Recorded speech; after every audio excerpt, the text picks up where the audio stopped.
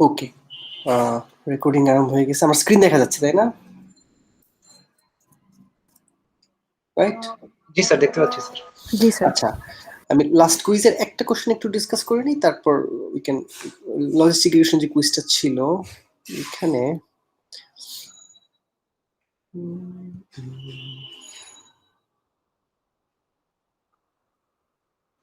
ওকে, এক লাস্টের যে প্রশ্নটা ছিল এই প্রশ্নটাতে আমরা একটু ফেরত যাই। এই প্রশ্নটা লজিস্টিক রিগ্রেশন ওয়েটস, এইখানে দুইটা ক্লাস দেওয়া ছিল, দুইটা ফিচার। একটা ফিচার হচ্ছে x1 আর একটা হচ্ছে x2।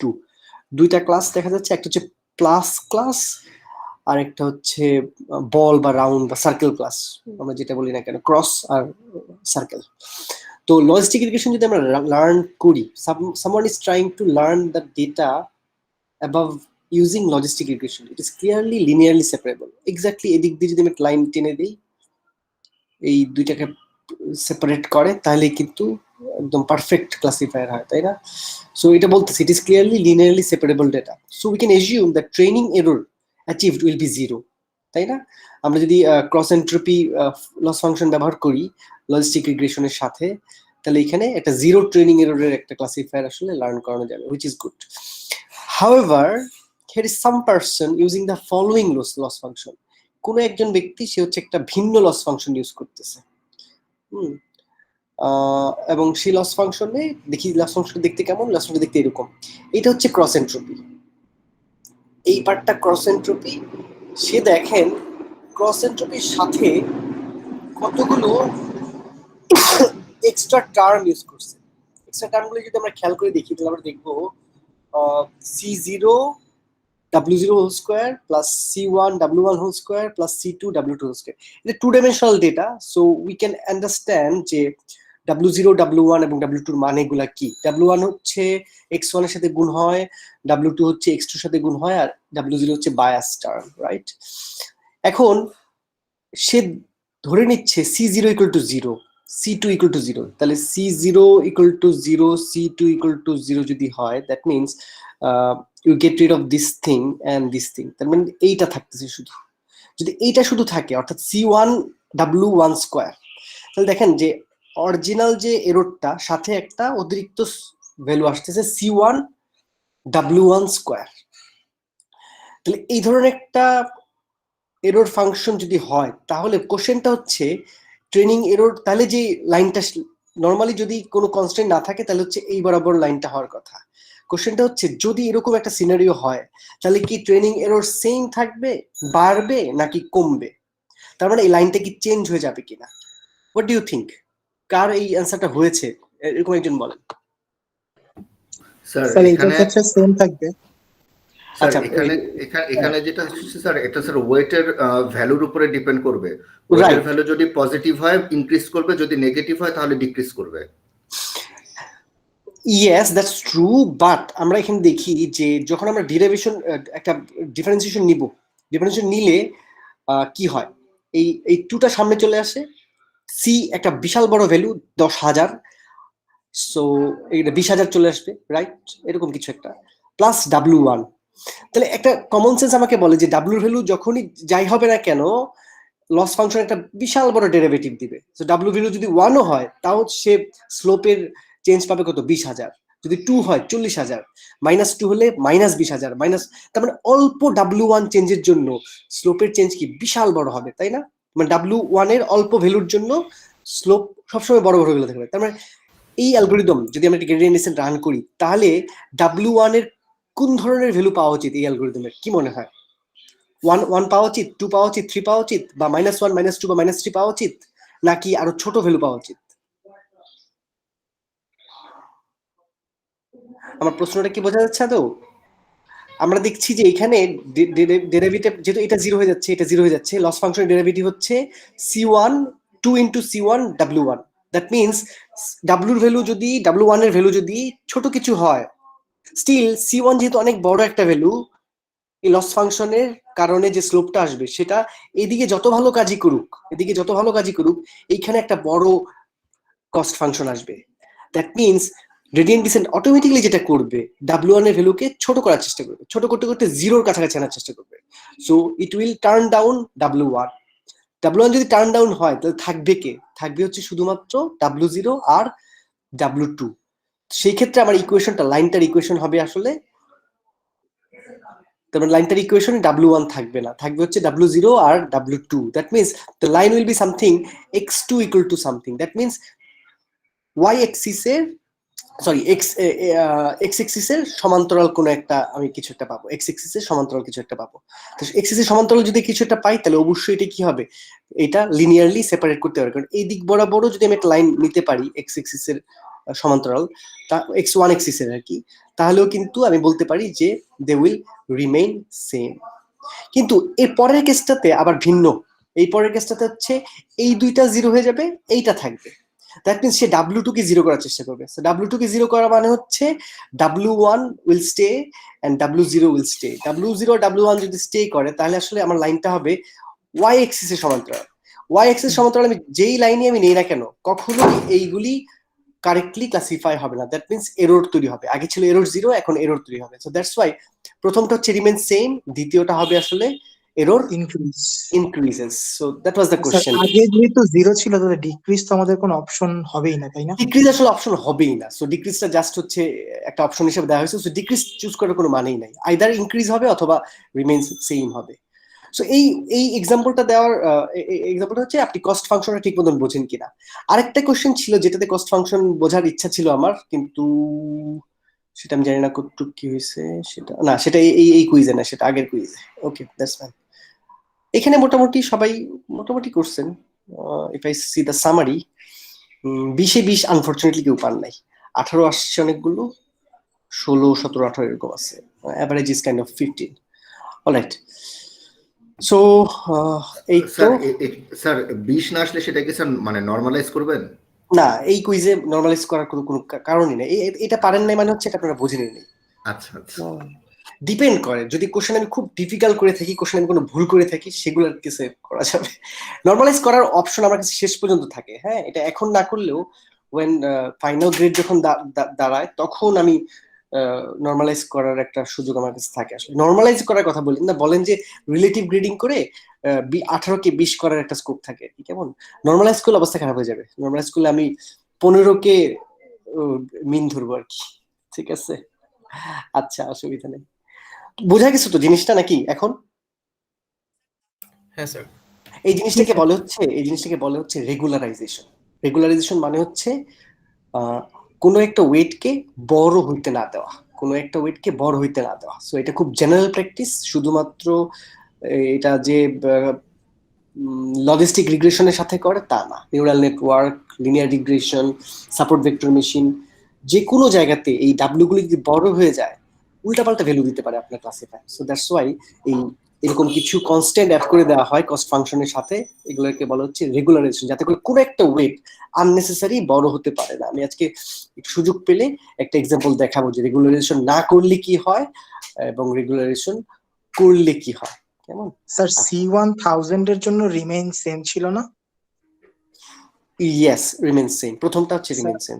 আমি কি ভুল করছি? কুইজের এটা ভুল দেখাচ্ছে আর কি, এই কারণে জিজ্ঞেস হ্যাঁ করলাম। স্যার, স্যার তাহলে আমার তো তো রিমেইন সেম ছিল। ওকে, আই উইল চেক ইট। আমি তো তাই বুঝালাম, তাই না? আমি কি বললাম? হ্যাঁ বুঝাইছেন, তাই মানে এটা বুঝেই অ্যান্সার করছিলাম, কিন্তু হচ্ছে এই কুইজে এটা আর কি ভুল। আচ্ছা, আরেকবার চেক করি। আমি এখন ঠিক করে দিচ্ছি। আমি চেক করি একটু। C1 যদি আমি চিন্তা করি, C1 যদি 10,000 হয় তাহলে C1 টা ডিমিনিশ হয়ে যাবে, এই দুইটা থাকবে। দ্যাট হ্যাঁ, মিন্স তাহলে স্যার একটা আমরা হরাইজন্টাল লাইন পাবো আর কি। রাইট, x2, রাইট, ঠিক আছে। এটা হবে রিমেইন সেম। আমি এখন ঠিক করে দিচ্ছি। Question number, this is question number 7 I guess. Question number 7, remain same, right. এটা হবে কারেক্ট অ্যান্সার, এটা হবে রং অ্যান্সার। ওকে, উল্টা হয়েছে। আর এর পরেরটাতে এটা হবে আসলে ডিক্রিজ হওয়ার তো কোনো চান্সই নাই, ইনক্রিজ। আচ্ছা, আমি পুরোটাই উল্টা করে ফেলছি আসলে। ওকে, অলরাইট, এইবার ঠিক আছে। ঠিক আছে, তাহলে থ্যাংক ইউ। স্যার আপনাকে থ্যাংক ইউ স্যার। ওকে, তাতে করে আমাদের সামারি কি ভালো হয় নাকি খারাপ হয়? দেখি তো। সামারি ভালো হয়েছে, ভেরি গুড।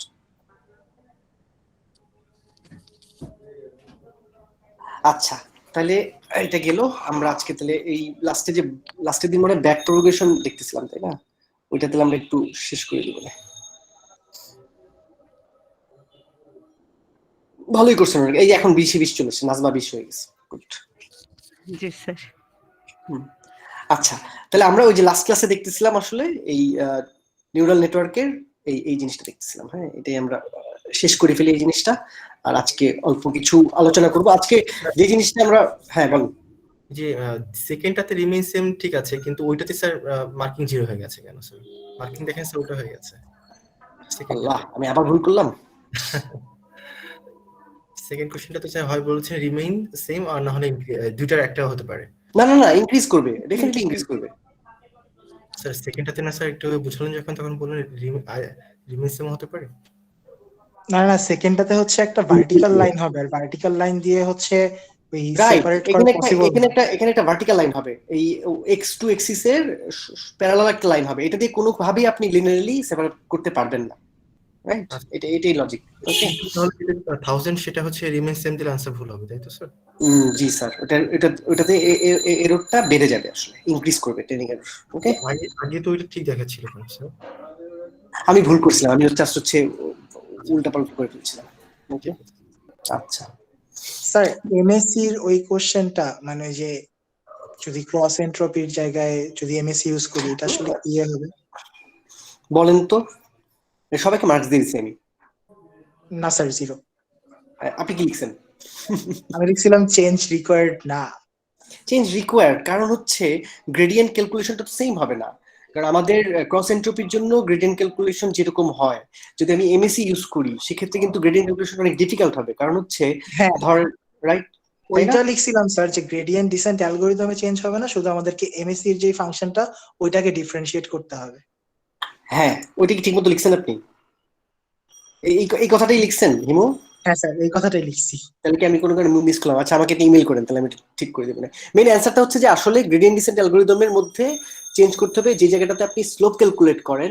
স্লোপ ক্যালকুলেট করার সময় ডিফারেন্সিয়েশনটা উইল বি ডিফারেন্ট, কারণ হ্যাঁ স্যার, এটা আপনি বলছিলেন যে আমরা এমএসসি এর পরিবর্তে যখন বাইনারি ক্রস এন্ট্রপি ইউজ করতেছি, তখন হচ্ছে আমাদের ওই সেম গ্রেডিয়েন্ট ডিসেন্ট ইউজ করতে পারতেছি, শুধু হচ্ছে আমরা ওই লগের জন্য এই কাজটা ইজি হচ্ছে।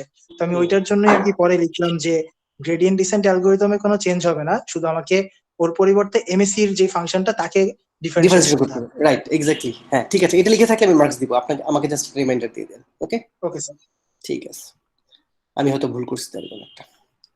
অলরাইট, আমরা একটু এটা দেখি, শ্যালো নিউরাল নেটওয়ার্কস এন্ড ব্যাকপ্রোপাগেশন। আমরা লাস্ট ক্লাসে এটা দেখতেছিলাম, প্রায় শেষ করে আসছিলাম, অল্প একটু বাকি ছিল। আমরা একটু আবার এখান থেকে স্টার্ট করি। So this is our neural network input. এটা হচ্ছে আমার ইনপুট লেয়ার, দুইটা ইনপুট আছে, এখান থেকে দুইটা নিউরনে ঢুকতেছে, এটা সেকেন্ড একটা লেয়ার, এই লেয়ার থেকে আবার পরের লেয়ারে ঢুকতেছে। এখানে একটা নিউরন আছে, তবে বাস্তবে এখানে একাধিক নিউরনও থাকতে পারে। কেমন? একাধিক নিউরনও থাকতে পারে।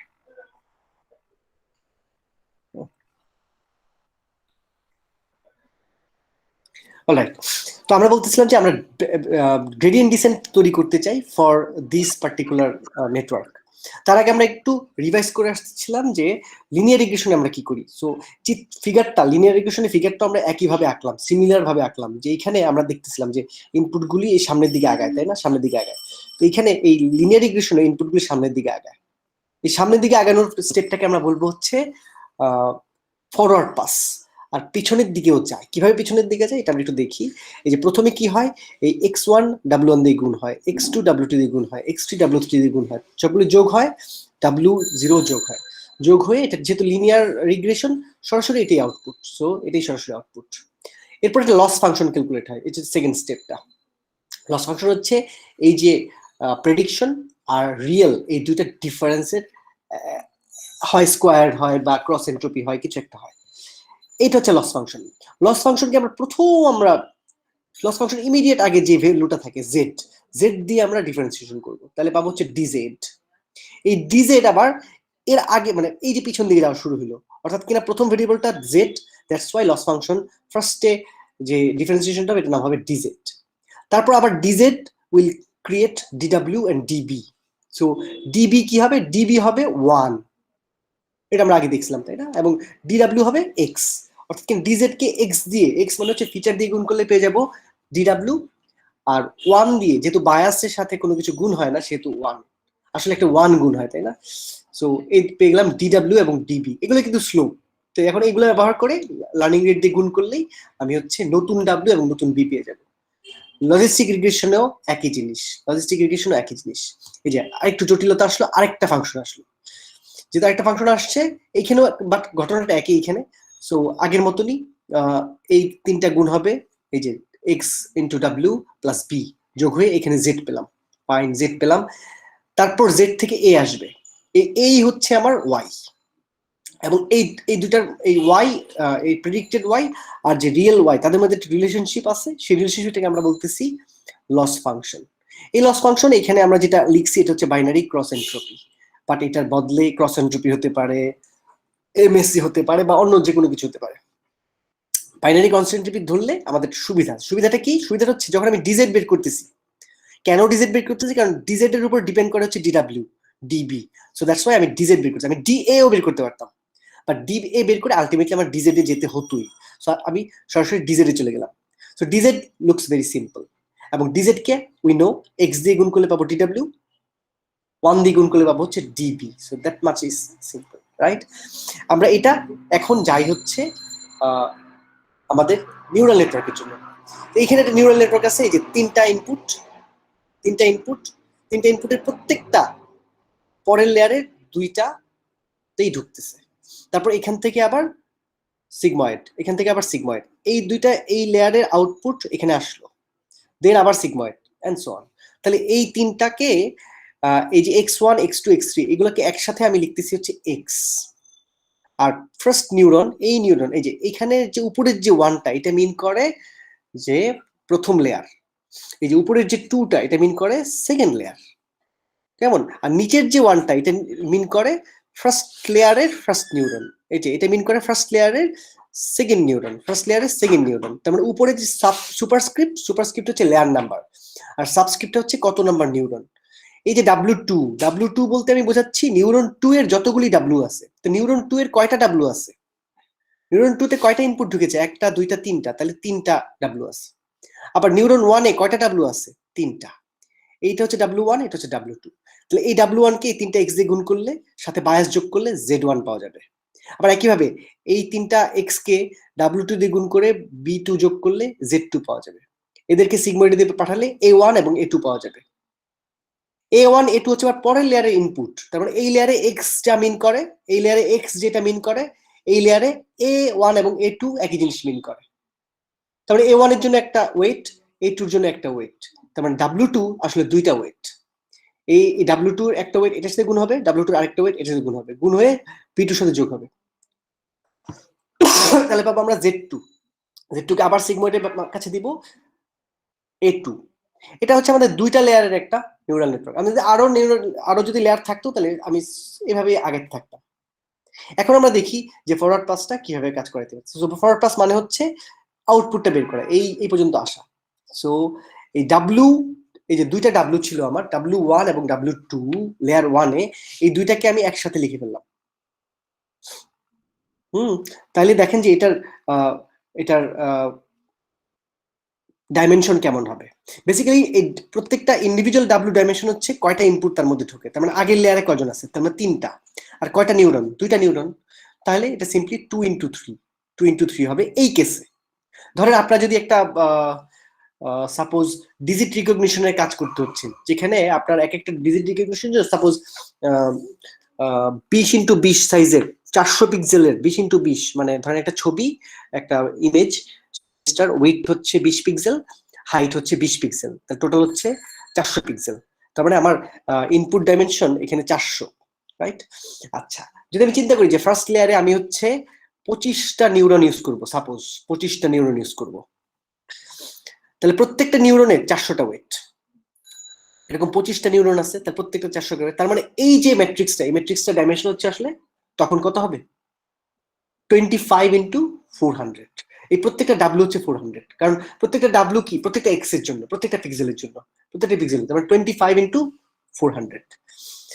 এবং এখানে আমরা এই এক্স মানে হচ্ছে এই যে একটা এক্স মানে হচ্ছে আমার ডাটা সেট সাইজ ধরেন 5000, তার মানে 5000টা পিক্সেল, 5000টা ডিজিট আছে আমার কাছে। তার প্রত্যেকটা ডেটাকে আমি হচ্ছে লম্বালম্বি ভাবে রাখতেছি। মানে এটা 400 400 400, এই কেসে আমাদের এখানে এটা লেংথ হবে 3, প্রত্যেকটা লেংথ হবে 3 3 3।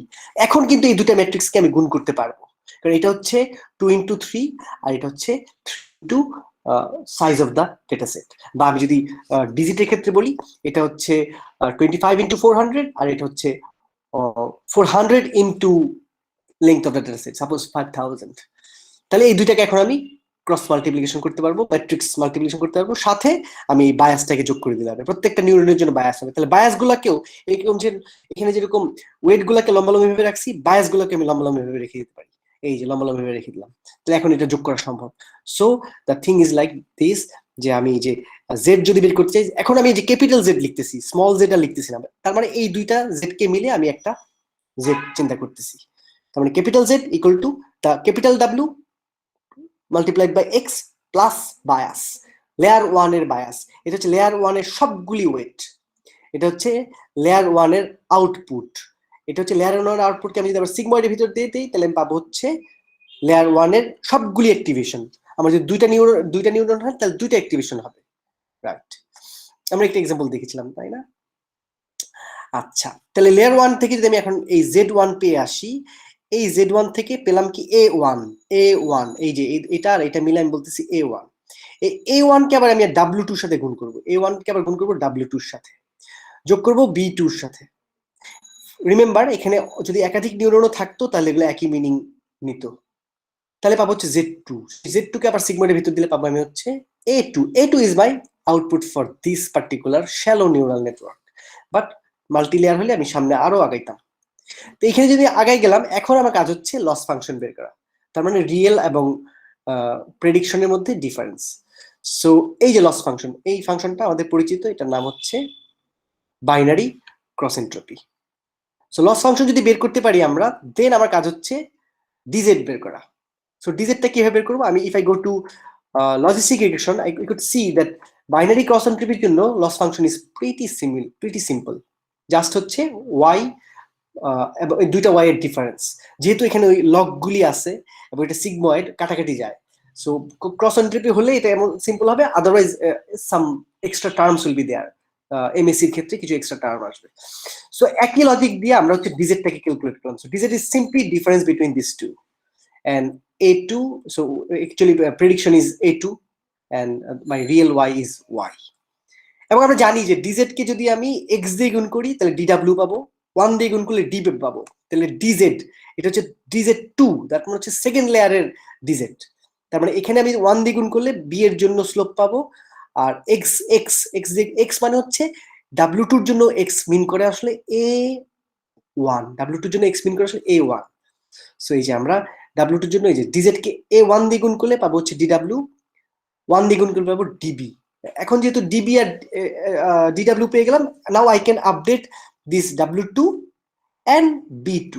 বাট কাজ কিন্তু এখানে শেষ না, আমাকে আরো পিছন দিকে যেতে হবে এবং এই W1 এবং B1 কেও আমাকে আপডেট করতে হবে। তার মানে এইখানে আমার যে ডিজেড পেয়েছি, সেই ডিজেড কে আরো পিছন দিকে নিয়ে যেতে হবে, ডিজেডকে আরো পিছন দিকে নিতে হবে। তাহলে আমরা একটু দেখি যে এই লস ফাংশনকে ফার্স্টে ডিফারেন্সিয়েশন করছিলাম জেড এর সাপেক্ষে, এরপর ডিফারেন্সিয়েশন করলাম ডাব্লিউ সাপেক্ষে এবং বি এর সাপেক্ষে, এখন আমরা করতে যাচ্ছি W1 এর সাপেক্ষে এবং B1 এর সাপেক্ষে। তাহলে এই কাজগুলো কিভাবে করা যায়?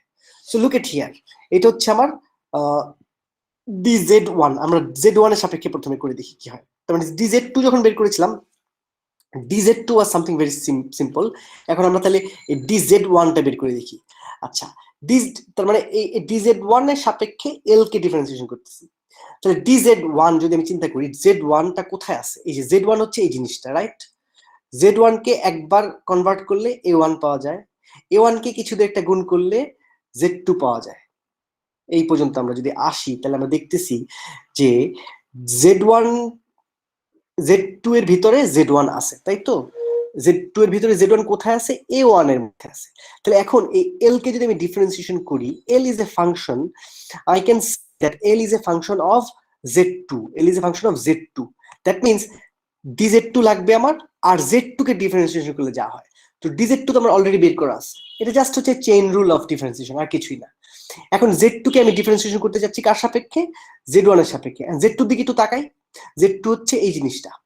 তো এই যদি আমি ডিফারেন্সিয়েশন করি কার সাপেক্ষে? Z1 এর সাপেক্ষে। Z1 আছে কোথায়? এই তিনটা টার্মের মধ্যে, এই তিনটার মধ্যে Z1 আছে হচ্ছে এইখানে একমাত্র।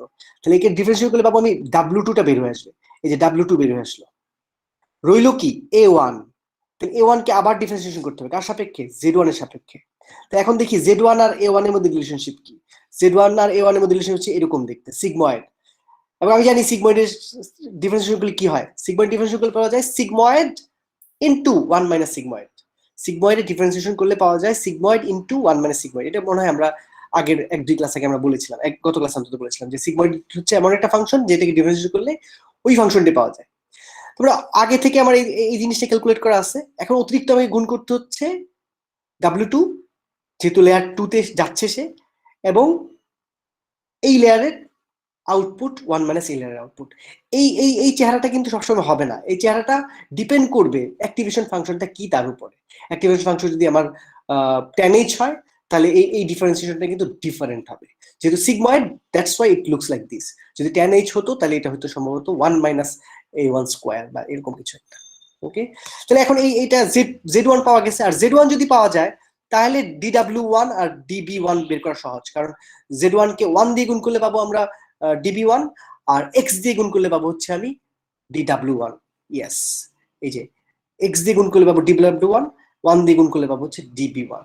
পুরো জিনিসটা আমরা একটা এক্সাম্পল দিয়ে দেখি, রাইট? এক্সাম্পলটা হচ্ছে এরকম যে XOR যদি আমার ডেটা হয়, XOR এর ডেটাতে আমার 4টা ইনপুট ছিল।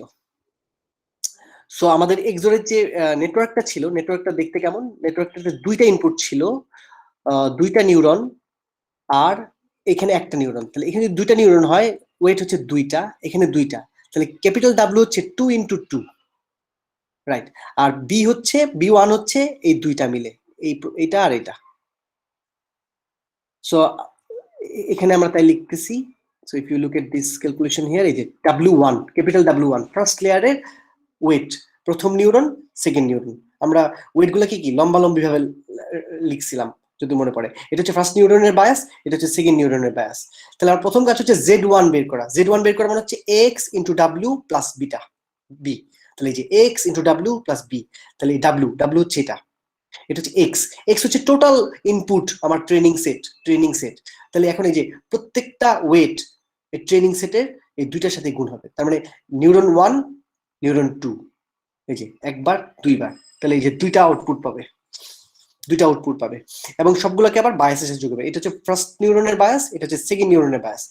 এই যে 8টা আউটপুট পাওয়া গেল। 8টা আউটপুট কেন পাওয়া গেল? কারণ হচ্ছে প্রত্যেকটা 4টা ইনপুট ছিল আমার, 4টা ইনপুট প্রত্যেকটাই কি 2টা নিউরনের ভিতর দিয়ে গেছে, তাহলে অবশ্যই 8টা আউটপুটই পাওয়া উচিত।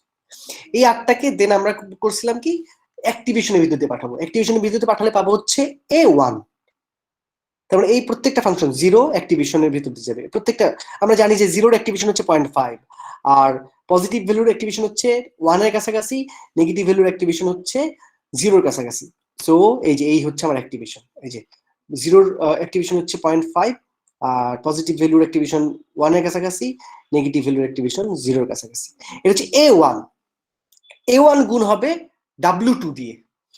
W2 কিছু একটা যদি আমি একটা কিছু ইনিশিয়ালাইজ করে রাখি, তাহলে এখন এই জিনিসটা গুণ হবে W2 সাথে যোগ হবে B2, তাহলে পাবো আমরা Z2। Look at this Z2 is WA1 plus B এখানে একটা কেন? কারণ সেকেন্ড লেয়ারে আমাদের নিউরন একটা।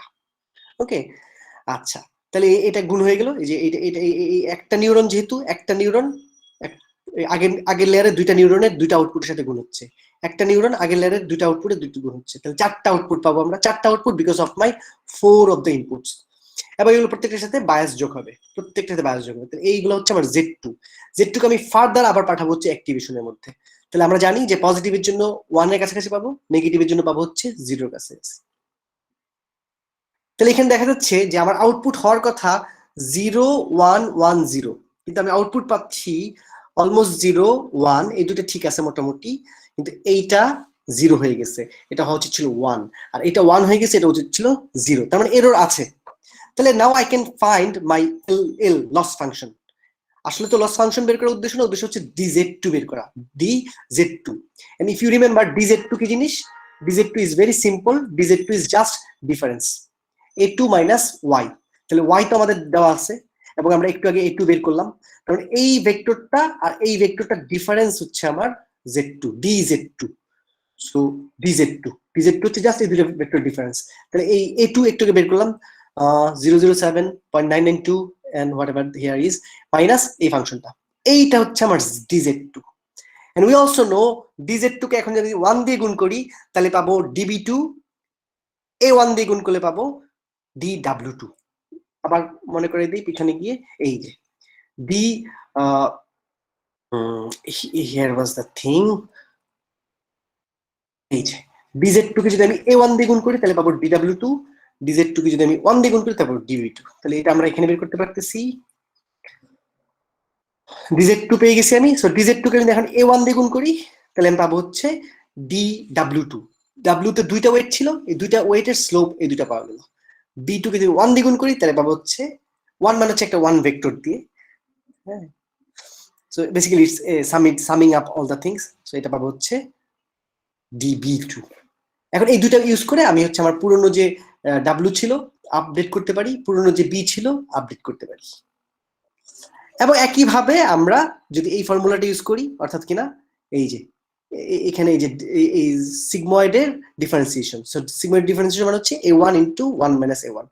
সো এটা ইউজ করলে dz1 পেয়ে যাব। আবার dz1 কে যদি আমি x1 দিয়ে গুণ করি তাহলে পাবো dw1, আর যদি b1 দিয়ে গুণ করি তাহলে পাবো হচ্ছে 1 দিয়ে গুণ করি তাহলে পাবো হচ্ছে db1। So basically gradient descent for neural network আমরা কখনোই হাতে কলমে নিজেরা করি না, বাট এটা বোঝা ইম্পর্টেন্ট এই কারণে যে ওই যখন আমি কোনো একটা ফাংশন চেঞ্জ করে দিই তখন কি ঘটে, বা আসলে আমাদের কখনো কখনো লাগতে পারে এই ভেক্টর প্রোগ্রেশনটা নিজে স্ক্র্যাচ থেকে তৈরি করা। সো এইখানে হচ্ছে আমাদের গ্রেডিয়েন্ট ডিসেন্ট অ্যালগরিদমটা। এইটা কিন্তু আমরা দুইটা লেয়ারের জন্য লিখি নাই, আমরা লিখছি হচ্ছে যে কোনো লেয়ারের জন্য। তা আমরা এই যে এখানে দেখি যে ট্রেনিং ডেটা আছে আমার এক্স এবং ওয়াই। ফার্স্ট লেয়ারটাকে আমরা বলতেছি এক্স ইনপুট লেয়ার, এটা নাম দিলাম ধরেন a0। a you know the meaning of a is the activation output। তাহলে 0 মানে হচ্ছে আসলে প্রথমে তো কোনো অ্যাক্টিভেশন নাই, সো এটা a0 সেফলি আমরা বলতে পারি। প্রথম কাজটা হচ্ছে ফরওয়ার্ড প্রপাগেশন করা, ফরওয়ার্ড সামনে আগে যাওয়া। কিভাবে আগে যাব, আমরা হচ্ছে ওই যে ফার্স্ট লেয়ারের ইনপুটকে ওয়েট দিয়ে গুণ করবো, বায়াস যোগ করব, করে সিগময়েডের ভিতরে পাঠাবো, সিগময়েডের ভিতরে পাঠায় তারপরে লেয়ারে যাব। এইভাবে একটা লুপ চালাবো, লুপ চালিয়ে যত সংখ্যক লেয়ার আছে প্রত্যেকটা লেয়ারের জন্য আমরা হচ্ছে প্রত্যেক লেয়ারের অ্যাক্টিভেশন গুলা বের করতে ফেলবো, a1 a2 a3 a4, অবশ্যই z1 a1, তারপর z2 a2, তারপর z3 a3, এইভাবে। লাস্টের লেয়ারে যখন চলে আসলাম, লাস্টের লেয়ারের যে a সেটাই আমার প্রেডিক্টেড y, সেটাই আমার প্রেডিক্টেড y। তাহলে খুব সহজেই ডেল জেড, ডেল মানে হচ্ছে ডি, ডিজেড, dz2 কি, dz2 একটু আগে যদি আমরা দেখি dz2 হচ্ছে জাস্ট দুইটার সিম্পল, যদি বাইনারি ক্রস এন্ট্রপি যদি ইউজ করি তাহলে হচ্ছে সিম্পল, রাইট। এবং লাস্টের লেয়ারের জন্য কিন্তু ওয়েট আপডেট করাও খুব সহজ। ওয়েট আপডেট করা কেন সহজ, কারণ হচ্ছে ওই ওয়েটটাকে আমরা গুণ করি হচ্ছে ঠিক তার আগের লেয়ারে এ দিয়ে গুণ করতেছিলাম, মনে আছে? এই dz2 গুণ হচ্ছিল, ইফ ইউ রিমেম্বার হিয়ার, এই যে এখানে এই যে a1 দিয়ে। দ্যাট মিনস আমি যে লেয়ারের ডেল্টা ঠিক তার আগের লেয়ারের অ্যাক্টিভেশন, এখানে আমরা তাই লিখছি, আমি যে লেয়ারের ডেল্টা তার আগের লেয়ারের অ্যাক্টিভেশন। এটা হচ্ছে লাস্ট লেয়ারের জন্য, কেমন? বাট লাস্ট লেয়ার বাদে বাকি লেয়ার গুলোর জন্য ইকুয়েশনটা এত সিম্পল না। কারণ কি? কারণ হচ্ছে ওই যে একটা সিগময়েড থাকে, সো দ্যাটস ওয়াই আমাদেরকে ডেল্টাটা আবার ক্যালকুলেট করতে হয়। ওই যে প্রত্যেকবার এই differentiation of the activation function, differentiation of the activation function, এটা আমি একটু এক্সপ্লেন করি। এই জিনিসটা একটু আগে দেখছেন আপনি, এই যে এখানে দেখেন, এইখানে দেখছেন আপনি যে z2 আগের লেয়ারের ডেল্টা, আগের লেয়ারে যাওয়ার সময় যে ওয়েটটা দিয়ে গুণ হয়, আর অ্যাক্টিভেশন ফাংশনের ডিফারেন্সিয়েশন। এই যে আগের লেয়ারের ডেল্টা, এই যে এটা হচ্ছে ডেল্টা আই, এটা হচ্ছে ডেল্টা আই প্লাস 1, তার মানে dz1, এটা হচ্ছে পরের লেয়ারের ডেল্টা যেটা অলরেডি ক্যালকুলেট করা আছে। এটা হচ্ছে পরের লেয়ারের w, এটা হচ্ছে সিগময়েড ফাংশনের ডেরিভেটিভ। ওকে, সো এই ওয়েতে আমরা বের করতে পারি। আর যদি ইয়েস এন্ড ডাব্লিউ গুলো কি একইভাবে আপডেট হচ্ছে। বায়াসের ক্ষেত্রে জাস্ট হচ্ছে এখানে এই আলফার জায়গায় 1 আসবে, বায়াসের জায়গায় জাস্ট এই এর জায়গায় 1 আসবে, আর কিছু না। Okay, so this is the general form of neural network gradient descent, বা যে অ্যালগরিদমটাকে আমরা অনেক সময় বলি হচ্ছে back propagation algorithm. So this is basically gradient descent algorithm. এটা আরেকটা নাম হচ্ছে ব্যাক প্রপাগেশন। কেন এটা নাম ব্যাক প্রপাগেশন? কারণ হচ্ছে এখানে পিছনের দিকে নিয়ে যায়, অর্থাৎ এটা প্রথমে ডেল্টা এল বের করে, তারপর ডেল্টা এল মাইনাস 1, তারপর ডেল্টা, এভাবে পিছনের দিকে যায়। অর্থাৎ কিনা আগে ডিজেড 2, তারপর ডিজেড 1, তারপর যদি আমার 3টা লেয়ার থাকে তাহলে ডিজেড 3 আগে, তারপর ডিজেড 2, তারপর 1, তারপর এভাবে আগে। So yes, that is the basic of gradient descent. But the difficult thing is যে যখন আপনার লেয়ারের সংখ্যা অনেক বেড়ে যাবে তখন কিন্তু এইটা প্রচুর সময় নেবে, এবং আরেকটা জিনিসের উপর বেস করে এটা সময় নেবে, সেটা হচ্ছে আমার যদি ট্রেনিং ডেটা অনেক বেশি হয় তাহলেও এটা অনেক বেশি সময় নেবে। আপনারা কি আছেন কানেক্টেড? Yes, জি sir. স্যার। আচ্ছা, সো এই যে আমরা অ্যালগরিদমটা দেখলাম, দ্যাটস পার্টিকুলারলি আমরা গত 2-3 ক্লাস ধরে যে অ্যালগরিদমটা দেখতেছি গ্রেডিয়েন্ট ডিসেন্ট, এখানে একটা ডিফারেন্ট ফর্ম। মাঝখানে আমরা কিছু কথা বলছি হচ্ছে স্টোকেস্টিক গ্রেডিয়েন্ট ডিসেন্ট নিয়ে, তারপর আবার একটা কথা বলছি হচ্ছে মিনি ব্যাচ গ্রেডিয়েন্ট ডিসেন্ট নিয়ে। তো ইদানিংকালে ডেটা সেটের সাইজ এত বড় যে এখন আসলে কোনোভাবেই ফুল ব্যাচ রান করা হয় না, রান করা হয় আসলে মিনি ব্যাচ, এবং গ্রেডিয়েন্ট ডিসেন্টই রান করা হয় বাট ইন মিনি ব্যাচ। তার মানে এখানে টোটাল এক্সটাকে না পাঠিয়ে ব্যাচ ওয়াইজ পাঠানো হয়, কেমন? এবং আরেকটা জিনিস যেটা লাস্ট গত 15 বছর ধরে আমরা দেখতে পাচ্ছি সেটা হচ্ছে শ্যালো নিউরাল নেটওয়ার্ক আসলে আর নাই। নিউরাল নেটওয়ার্ক এখন হয়ে গেছে আসলে ডিপ নিউরাল নেটওয়ার্ক হয়ে গেছে, মানে হচ্ছে অনেকগুলি নিউরন, অনেকগুলি লেয়ার ইউজ হয়, এবং এবং সাথে আরো পার্টিকুলারলি 2 ধরনের নিউরাল নেটওয়ার্ক। আমি কয়েকটা জাস্ট হচ্ছে, যেহেতু আমরা এটা ডিপ লার্নিং কোর্স না, সো আমি কয়েকটা জিনিস একটু বলে নিই। সো ডিপ নিউরাল নেটওয়ার্ক আসলে ইউজ হয়। তো আমাকে একটু কেউ একজন বলেন, যারা ডিপ লার্নিং কোর্সের না তারা বলেন যে ডিপ নিউরাল নেটওয়ার্ক কখন আমরা বলবো? এতক্ষণ তো আমরা শ্যালো বলতেছিলাম। So when we will say that this is a deep neural network, কখন আমরা ডিপ নিউরাল নেটওয়ার্ক বলবো বলেন? স্যার লেয়ার অনেক লেয়ার কয়টা হইলে? 3টার বেশি না 4টার বেশি? আচ্ছা, এটা ডিপেন্ড করা মুশকিল, তবে আমরা সাধারণত হিডেন লেয়ার একটার বেশি হলেই ওটাকে ডিপ নিউরাল নেটওয়ার্ক বলতে শুরু করি। হিডেন লেয়ার একটার বেশি হলেই আমরা হচ্ছে ডিপ নিউরাল নেটওয়ার্ক বলতে শুরু করি। আপনাদের কোনো ধারণা আছে যে ইদানিং কালে কয়টা লেয়ার ইউজ হয় এই এখনকার যে ক্লাসিফায়ার গুলো আছে সেগুলোতে? Have you got any idea?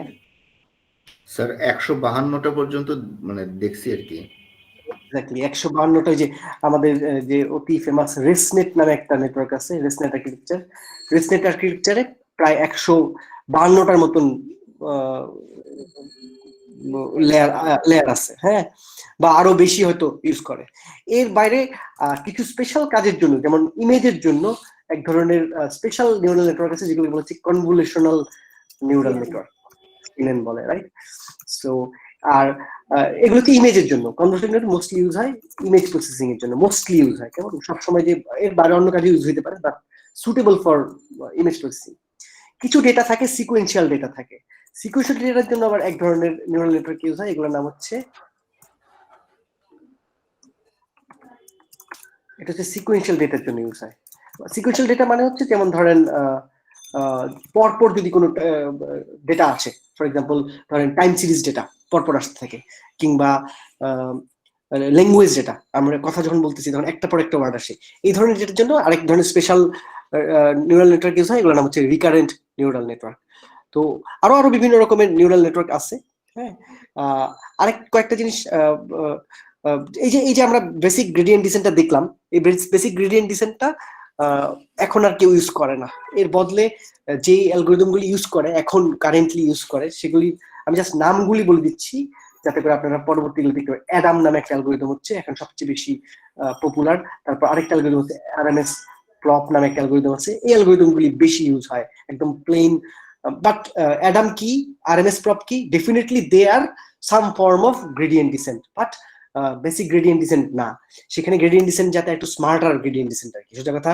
কোথায় স্মার্টার? ওই যে আপনার লার্নিং রেটটা আছে, লার্নিং রেটটাকে সে আরো ভালো লার্ন করতে পারে। মানে আমরা একটা ইস্যু বলছিলাম না যে লার্নিং রেটটা কত হলে ভালো হয়, কত দিয়ে স্টার্ট করব, কোথায় গিয়ে শেষ করব। সো সিন্স এই কোর্সে আমাদের আসলে ডিপ নিউরাল নেটওয়ার্ক কভার করার ইচ্ছা নাই, আমি জাস্ট কয়েকটা পয়েন্টার ধরে দিচ্ছি যাতে করে আপনারা আরো লার্ন করতে পারেন। আমরা ক্লাসে দুইটা অ্যাক্টিভেশন ফাংশনের কথা বলছি, একটা হচ্ছে সিগময়েড আর একটা হচ্ছে tanh, but there are another very important activation function which is called ReLU. আরেকটা হচ্ছে সফটম্যাক্স। সফটম্যাক্স ইউজ হয় আসলে মাল্টি ক্লাস ক্লাসিফিকেশনের ক্ষেত্রে, আর রেলু ইউজ হয় যে কোনো প্রবলেমের ক্ষেত্রে হইতে পারে। রেলু ইজ ফাস্টার, এই ট্যানএইচ বা সিগময়েডের তুলনায় রেলু অনেক ফাস্টার হয়। কেমন? আর অনেক অনেক আসলে একটা বিস্তর কোর্সই আছে আমাদের ডিপ লার্নিং, যে কোর্সটাতে আসলে নিউরাল নেটওয়ার্কের আরো যে ডিপার লেয়ার, আরো অনেক বেশি লেয়ার ইউজ করা, সেগুলো নিয়ে আসলে অনেক কথাবার্তা বলা যায়। হ্যাঁ, এবং এই প্রত্যেকটা বিষয় নিয়ে ইদানিংকাল দেখা যাচ্ছে যে শুধু কনভলিউশনাল নিউরাল নেটওয়ার্ক এটা দিয়ে আসলে একটা কোর্স নেওয়া সম্ভব, বা শুধু রিকারেন্ট নিউরাল নেটওয়ার্ক এটা দিয়ে আসলে একটা আলাদা কোর্সই সম্ভব। কেমন? সো ডেফিনেটলি আমরা ওইদিকে যাব না আর কি। নিউরাল নেটওয়ার্কের একটা যে জায়গায় আমরা আসছিলাম সেটা হচ্ছে যেখানে ফেল করতেছিল আমাদের linear মডেলগুলা।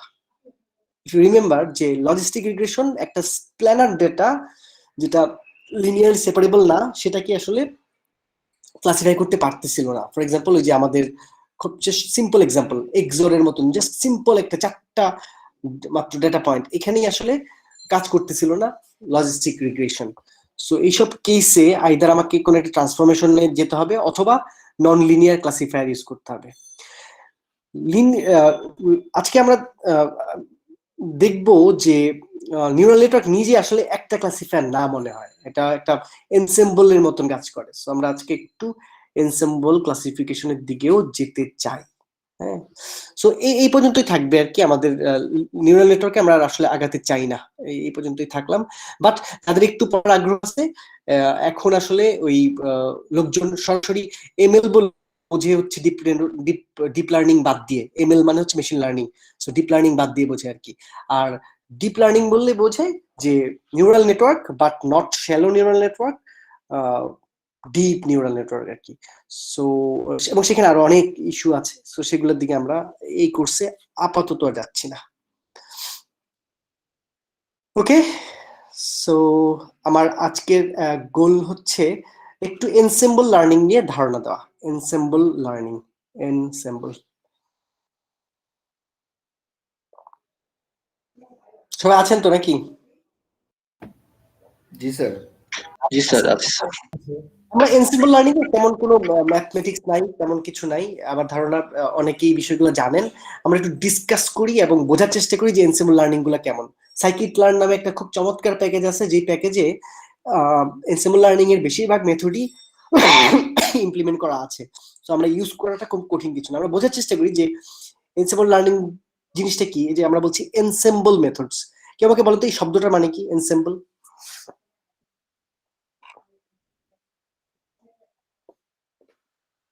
No idea about this term? একসাথে করা। Ensemble মানে একসাথে করা, মানে collection. Ensemble means collection, right? Suppose একটা নতুন মুভি আসছে, একটা নতুন মুভি আসছে, এই মুভিটা রিলিজ হয়েছে গত সপ্তাহে, আপনি এটা দেখতে চান। তো দেখার জন্য আপনি ডিসিশন কিভাবে নেবেন? You can ask your friend who is your close friend যে ভাই মুভিটা কেমন। সে বললো মুভিটা ভালো, আপনি মুভিটা দেখতে যাবেন তার সিদ্ধান্তের উপর বেস করে। এর চেয়ে ভালো হইতে পারে যদি আপনি একাধিক ফ্রেন্ডকে আপনি জিজ্ঞেস করেন, একজন ফ্রেন্ডকে জিজ্ঞেস না করে সেভারাল ফ্রেন্ডকে যদি জিজ্ঞেস করেন, 4জনকে জিজ্ঞেস করলেন, 5জনকে জিজ্ঞেস করলেন। একজনকে জিজ্ঞেস করা হচ্ছে, অনেকজনকে জিজ্ঞেস করা হচ্ছে বেটার। তাহলে একজন তো তার টেস্ট অনুযায়ী বলবে যে আমার মুভিটা ভালো লেগেছে বা খারাপ লেগেছে, সে কিন্তু একটা ক্লাসিফায়ার। আপনার বন্ধু কিন্তু একটা ক্লাসিফায়ার, সে কিন্তু তার টেস্ট অনুযায়ী মুভিকে ভালো বা খারাপ এই 2 ভাগে ভাগ করে। কিন্তু আপনি যদি 3জন ফ্রেন্ডকে ইউজ করেন, তাহলে 3জনের মধ্যে হয়তো 2জন বলবে মুভিটা দেখো ভালো, একজন হয়তো বলবে দেখো না। তার উপর বেস করে আপনি একটা কম্বাইন্ড ডিসিশন নেবেন। এই যে আইডিয়াটা, এই আইডিয়াটাই হচ্ছে এনসেম্বল লার্নিং এর মূল আইডিয়া। অর্থাৎ কিনা একটা সিঙ্গেল ক্লাসিফায়ার। সো ধরেন আপনি চিন্তা করলেন যে আমি আমার কাছে তো অনেকগুলি ক্লাসিফায়ার আছে, আমার কাছে আছে হচ্ছে ডিসিশন ট্রি আছে, আমি একটা ডেটা সেট পেলাম, ডেটা সেটটা আমি ডিসিশন ট্রি দিয়ে লার্ন করলাম। ডিসিশন ট্রি আমাকে এক ধরনের পারফরমেন্স দিচ্ছে, ট্রেনিং এরর বা ট্রেনিং এ করেছি। আমার কাছে KNN আছে, আমি KNN ট্রাই করলাম। এরকম আমার কাছে অনেক ধরনের সিঙ্গেল ক্লাস, এগুলোকে বলি আমরা সিঙ্গেল ক্লাসিফায়ার। লজিস্টিক রিগ্রেশন আছে, এর বিভিন্ন, এগুলো সিঙ্গেল ক্লাসিফায়ার বলি, কখনো এগুলোকে বলি আমরা base classifier, BASE, base classifier বলি আমরা কখনো কখনো। এই বেস ক্লাসিফায়ার গুলো দিয়ে আমি ক্লাসিফিকেশন করতেছি। সবগুলোই ভালো ক্লাসিফায়ার, কিন্তু কোনোটাই খুব ভালো না। কিন্তু এই সবাইকে যদি মার্চ করি, সবাইকে যদি কম্বাইন করি, তাহলে মনে হয় আমি একটা ভালো ডিসিশন নিতে পারবো। মানে হচ্ছে ক্রাউড সোর্সিং করা অনেকটা। একজন বন্ধুর মতামতের চেয়ে আমি যদি সবগুলা বন্ধুর মতামতকে একসাথে করতে পারি, একত্রিত করতে পারি, তাহলে ওটা ওই ডিসিশনটা আরেকটু বেটার হতে পারে। এটা হাইপোথিসিস, সবসময় যে হবেই তার কোনো গ্যারান্টি নাই, but there is a chance যে একজনের ডিসিশনের তুলনায় সবার ডিসিশন ভালো হয়। কারণ statistically strong law of large number আমাকে বলে যে কোনো কিছু এস্টিমেট করতে চাইলে একটা স্যাম্পলে তোমার যে এস্টিমেট আসবে, স্যাম্পলের সংখ্যা যত বাড়াবা ততই তুমি রিয়েল এস্টিমেটের কাছাকাছি যাবা। এইটার উপর বেস করে we can go for this. So the idea is combine single classifier results. একটা সিঙ্গেল ক্লাসিফায়ার যে রেজাল্ট গুলো দিচ্ছে এগুলোকে কম্বাইন করা। প্রশ্ন হচ্ছে কম্বাইন আমি কিভাবে করব? এই কম্বাইন করার টেকনিকের উপর বেস করে বিভিন্ন রকমের এনসেম্বল মেথড আছে। ওকে, সো অনেক এনসেম্বল মেথড আছে। আমরা তো এই কোর্সে সবগুলি দেখা সম্ভব না, আমরা কয়েকটা দেখব আজকে। যেমন ভোটিং এক ধরনের আছে, মানে কি how to combine. So one technique is called voting, another technique is called bagging, then there is stacking, there is cascading, and there is boosting. ওকে, আজকে আমরা ট্রাই করব ক্যাসকেডিং পর্যন্ত যেতে। বুস্টিং এর উপরে আমরা একটা আলাদা ক্লাস নিব, because boosting is an excellent algorithm. বুস্টিংটা খুব চমৎকার অ্যালগরিদম। নিউরাল নেটওয়ার্ক বা ডিপ নিউরাল নেটওয়ার্ক নতুন করে পপুলার হয়েছে 2006 থেকে। 2006 এর আগ পর্যন্ত best performing methods were actually ensemble methods. Even 2015-16 পর্যন্ত যেসব কম্পিটিশন হয়েছে সেগুলোতে এনসেম্বল মেথড গুলি খুব ভালো কাজ করেছে। ইভেন এখন যখন ডিপ লার্নিং খুব ভালো কাজ করতেছে, তখনও দেখা যাচ্ছে ডিপ লার্নিং এর এনসেম্বল তৈরি হচ্ছে, অর্থাৎ কিনা নিউরাল নেটওয়ার্কের 3-4টা নিউরাল জোড়া দিয়ে ডিসিশন নেওয়া হচ্ছে। তার মানে ensemble is always there, ensemble is always there. এবং আমাদেরকে চিন্তা করতে হয় যে এনসেম্বল আমি কিভাবে তৈরি করবো, ভোটিং করে, ব্যাগিং করে, স্ট্যাকিং করে, কিংবা ক্যাসকেডিং করে, কিংবা বুস্টিং করে, বা আমি নিজের মতন করে জোড়া দিতে পারি, নানাভাবে জোড়া দিতে পারি। So let's see what are this techniques. তো আইডিয়া হচ্ছে যে একটা সিঙ্গেল ক্লাসিফায়ার, ধরেন একটা SVM যে ডিসিশনটা দিচ্ছে, আমি যদি 2টা SVM ইউজ করি বা একটা ডিসিশন ট্রি জায়গায় যদি আমি 2টা বা 3টা ডিসিশন ট্রি ইউজ করি, তাহলে মেবি ভালো রেজাল্ট আসবে, রাইট? আচ্ছা, so let's see. So voting এর আইডিয়াটা হচ্ছে সিম্পলি বোঝা যাচ্ছে যে ধরেন আমার 3 বন্ধু আছে, 3 বন্ধু আমাকে 3 রকমের ক্লাসিফিকেশন রেজাল্ট দিচ্ছে, তাদেরকে আমি ভোটিং করতে পারি। এই ভোটিং আমরা KNN এর ক্ষেত্রেও দেখছিলাম, তাই না, যে ক্লাসিফিকেশনের ক্ষেত্রে ভোটিং ইউজ করা যায়। ভোটিং আবার এই 2-3-4 রকমের হতে পারে, hard voting, soft voting, majority voting. Majority voting meaning আমরা জানি এভারেজ নেওয়া, ভোটের এভারেজ নিতে পারি আমরা, কিংবা ওয়েটেড এভারেজ নিতে পারি আমরা। So let's see an example. The first one is, so this picture is actually taken from Kaggle. তো মেজরিটি ভোটিংটা কি? সাপোজ আমরা কোন ডেটা দিলাম এবং আমরা 5টা ক্লাসিফায়ার ইউজ করতেছি। এখানে অনেকগুলি ডিসিশন নেওয়ার আছে যে আমি কয়টা ক্লাসিফায়ার ইউজ করবো। এই যে ছোট ছোট ক্লাসিফায়ার, সিঙ্গেল ক্লাসিফায়ার, এদেরকে বলে হচ্ছে বেস ক্লাসিফায়ার। তো আমি 5টা ইউজ করতে পারি, 10টা ইউজ করতে পারি, ইটস আপ টু মি। 3টা ইউজ করতে পারি। বেজোড় সংখ্যক ইউজ করলে মনে হয় মেজরিটি ভোটিংটা ব্যবহার করা ইজিয়ার, তাই না? সো সাপোজ আমার 5টা ক্লাসিফায়ার আছে এবং প্রত্যেকটা ক্লাসিফায়ার আমাকে ডিফারেন্ট ক্লাসিফিকেশন রেজাল্ট দিচ্ছে। এর মধ্যে দেখা যাচ্ছে 4টা ক্লাসিফায়ার দিচ্ছে ক্লাস 2, একটা ক্লাসিফায়ার দিচ্ছে class 1। So it's very easy to decide যে আলটিমেট ফাইনাল প্রেডিকশনটা কি হবে। ফাইনাল প্রেডিকশনটা হবে মেজরিটি ভোটিং, যেটা মেজরিটি। সো আমি যদি বেজোড় সংখ্যক ক্লাসিফায়ার নেই, তাহলে মেজরিটি ভোটিং বের করা খুব সহজ। This kind of voting is called hard voting. হয় সে ক্লাস 1 বলতেছে অথবা ক্লাস 2 বলতেছে। বাট আমাদের যে ক্লাসিফায়ার গুলা, if you look at our logistic regression কিংবা সাপোর্ট ভেক্টর মেশিন, তারা কিন্তু কখনোই এরকম হার্ড ভোট দেয় না। তারা 0 থেকে 1 এর মধ্যে একটা প্রবাবিলিটি দেয়। So when there is a probability, এই হার্ড ভোটিং ভালো নাও হতে পারে, বেটার হচ্ছে সফট ভোটিং এর দিকে যাওয়া।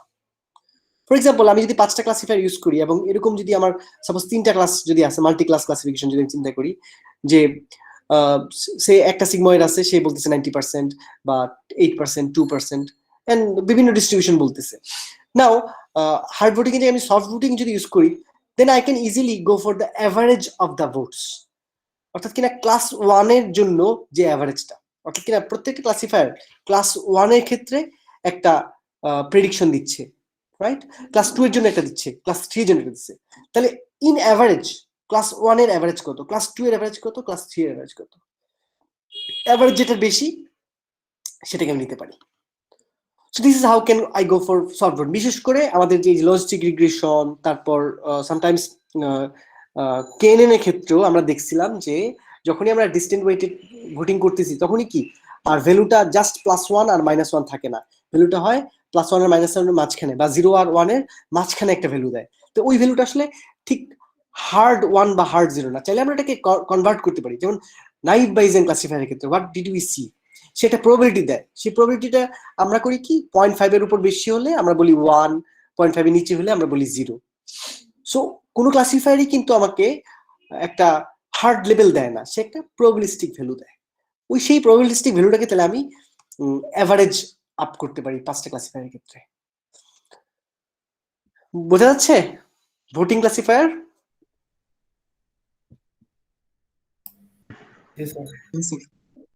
আচ্ছা, আমাকে জাস্ট এমনি ইনটিউশন ইউজ করে আমাকে বলেন তো, এই ভোটিং এনসেম্বলে হোয়াট আর দ্য অ্যাডভান্টেজেস? এই যে এনসেম্বলটা আমরা তৈরি করলাম, তার মানে একটা এনসেম্বলের একটা ক্লাসিফায়ারের জায়গায় আমরা অনেকগুলি ইউজ করতেছি, কি কি সুবিধা এবং অসুবিধা পেতে পারি বলে মনে হয়?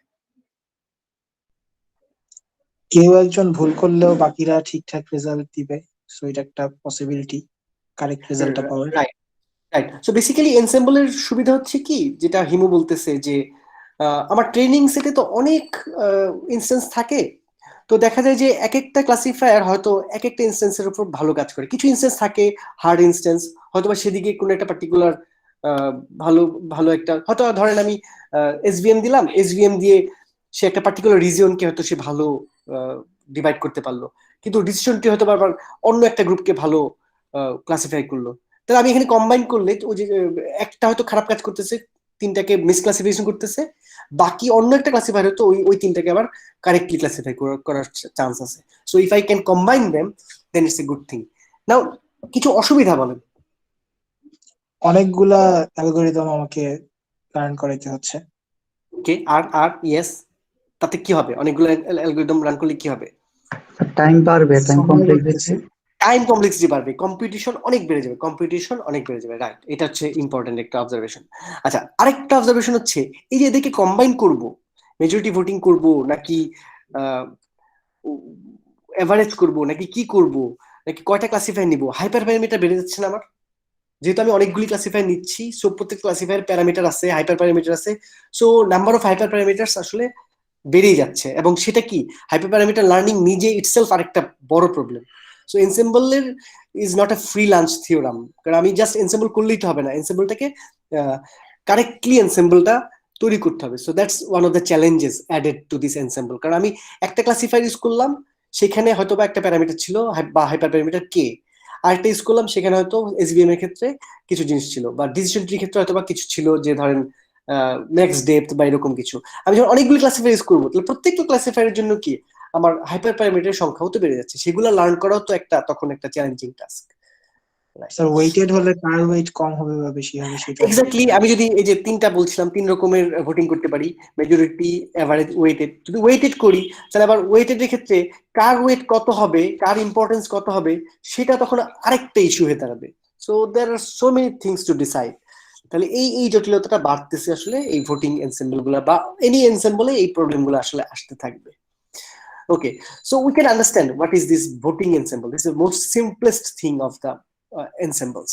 Okay, so basic যে ensemble গুলি সবগুলি আসলে এই ভোটিং এর উপরে বেস করে তৈরি করা হয়েছে। পরবর্তীতে আমরা যে ensemble গুলো দেখবো প্রত্যেকটাই এই ভোটিং এর আইডিয়াকে এক্সটেন্ড করে আসলে আসছে।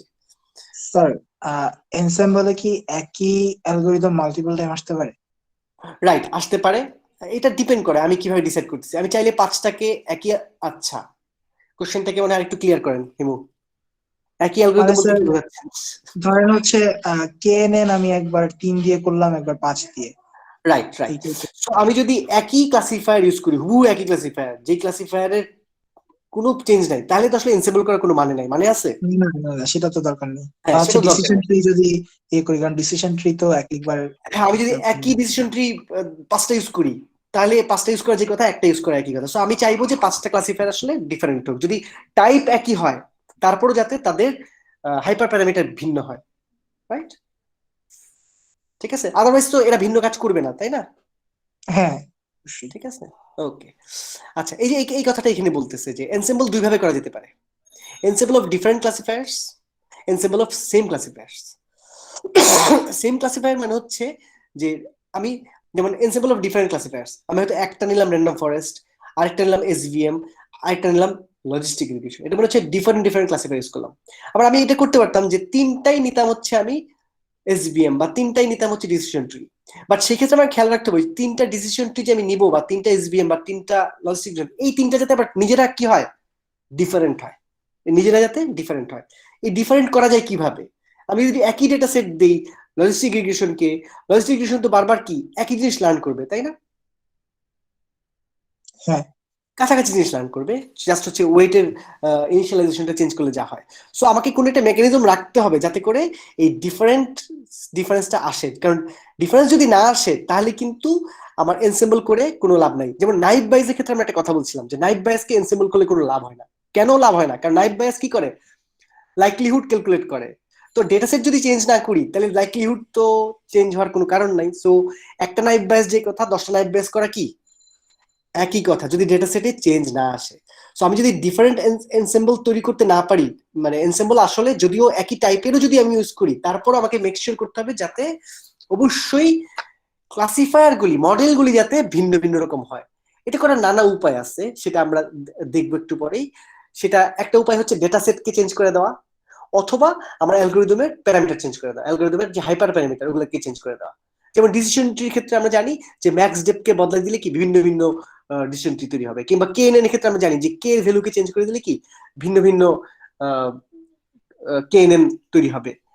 এসভিএম এর ক্ষেত্রে আমি যাই করি না কেন একই এসভিএম তৈরি হবে। সো এসভিএম কে যদি চেঞ্জ করতে হয় আমাকে আইদার কস্ট ফাংশনে চেঞ্জ আনতে হবে, অথবা হচ্ছে ডেটার মধ্যে কোনো একটা পার্থক্য আনতে হবে, অথবা আমরা এসভিএম এর ক্ষেত্রে তো আসলে স্ল্যাক প্যারামিটার গুলো দেখিনি, তো সেক্ষেত্রে সেখানে কিছু যদি চেঞ্জ আনি তাহলে আমরা ভিন্ন ভিন্ন কার্নেল ফাংশনে আমরা চেঞ্জ আনতে পারি, রাইট? যেমন একটা এসভিএম বানাতে পারি লিনিয়ার ফাংশন দিয়ে, আরেকটা বানাতে পারি পলিনোমিয়াল কার্নেল দিয়ে, আরেকটা বানাতে পারি আরভিএফ দিয়ে, তাহলে আবার 3টা ক্লাসিফায়ার হবে, রাইট? সো বেসিক আইডিয়াটা হচ্ছে অবশ্যই ডিফারেন্ট হইতে হবে, বাট যদি একই টাইপেরও হয় সেক্ষেত্রেও মডেল যাতে ডিফারেন্ট হয় সেটা ব্যবস্থা রাখতে হবে। ওকে স্যার, এখানে স্যার একটা কোশ্চেন ছিল স্যার, যেটা হচ্ছে যে মানে এই ক্ষেত্রে আর কি, যেমন হচ্ছে যে এসভিএম এবং লজিস্টিক রিগ্রেশন তো বেসিক্যালি বাইনারি ক্লাসিফিকেশন, আবার র্যান্ডম ফরেস্ট তো স্যার মাল্টি ক্লাসের ক্ষেত্রে ইউজ করা যায়। এই তিনটাই মাল্টি ক্লাসের ক্ষেত্রে ইউজ করা যাবে। বলুন বলুন বলুন। মানে স্যার মানে এটাই স্যার ইয়াটা মানে কোশ্চেন ছিল যে আমি যখন মানে ডিফারেন্ট টাইপের ক্লাসিফায়ার সিলেক্ট করব, সাপোজ হচ্ছে যে ক্লাসিফায়ার অনেক ধরনের আছে, বাট আমি কোন কোন ক্লাসিফায়ার সিলেক্ট করব, এই এই এই ডিসিশন মেকিংটা স্যার মানে কিসের বেসিসে? এটা এটা আসলে এরকম কোনো সূত্র টুত্র কিচ্ছু নাই।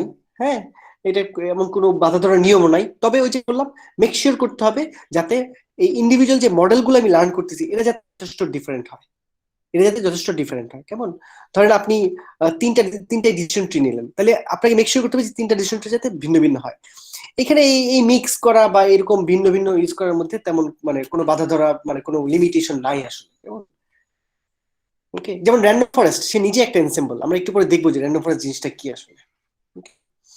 আর আপনি যেটা শুরুতে বলতেছিলেন যে বাইনারি হবে না মাল্টি ক্লাস হবে, দ্যাট ডাজন্ট ম্যাটার। আমি যদি আমার প্রবলেমটা বাইনারি হয়, আসলে আমাদের যেসব ক্লাসিফায়ার গুলি আছে প্রত্যেকটাকে আমরা বাইনারি ক্ষেত্রে ইউজ করতে পারি, মাল্টি ক্লাসের ক্ষেত্রে ইউজ করতে পারি। সো এটা খুব একটা পার্থক্য হবে না। আচ্ছা, তো আমরা বলতেছিলাম ভোটিং করছি, এখন আমরা একটু আগে ডিসকাস করলাম যে how to combine them. Combine করার সময় আমাদের একটা শর্ত মনে রাখতে হবে যে মডেলগুলি আলাদা হইতে হবে। মডেলগুলি যদি আলাদা না হয় তাহলে আসলে এনসেম্বল করার কোনো মানে নাই। মডেল বলতে আমরা বোঝাচ্ছি অ্যালগরিদম, আর মডেলের মধ্যে পার্থক্য কি বলেন তো?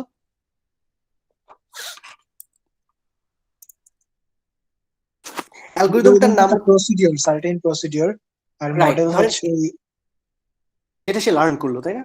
হ্যাঁ হ্যাঁ, মানে ডিসিশন ট্রি অ্যালগোরিদম, বাট যেই ট্রিটা পেলাম আমি সেটা হচ্ছে মডেল, একটা মডেল। আমি আবার যদি ভিন্ন হাইপার প্যারামিটার দিয়ে রান করি বা ভিন্ন ডেটা দিয়ে রান করি তাহলে আমি আরেকটা মডেল পাবো। সো মডেলগুলি আসলে ভিন্ন ভিন্ন হইতে হবে। মডেলগুলি, ক্লাসিফায়ার যে মডেলগুলি তৈরি করবে এগুলি ভিন্ন ভিন্ন হতে হবে। ক্লাসিফায়ার এক হলেও আমাকে মডেলগুলি ভিন্ন হতে হবে। সো মডেল ভিন্ন করার জন্য উপায়, তাহলে আমরা আপাতত দুইটা উপায়ের কথা বলতেছি। একটা উপায় হচ্ছে ডেটা চেঞ্জ করে দেওয়া, আরেকটা উপায় হচ্ছে হাইপার প্যারামিটার চেঞ্জ করা অ্যালগোরিদমের। সো হাইপার প্যারামিটার চেঞ্জ করে সহজেই পেয়ে। এখন দেখি যে ডেটা চেঞ্জ করার কি কি উপায় আমাদের কাছে আছে। ডেটা চেঞ্জ করার একটা উপায় হচ্ছে bagging. So let's see what is bagging. তো ব্যাগিং এর আগে আমরা একটা জিনিস শিখি, এটার নাম হচ্ছে বুটস্ট্র্যাপ স্যাম্পলিং। এটা স্ট্যাটিস্টিক্স এর একটা খুব ইউজফুল টুল, যেটার নাম হচ্ছে বুটস্ট্র্যাপ স্যাম্পলিং।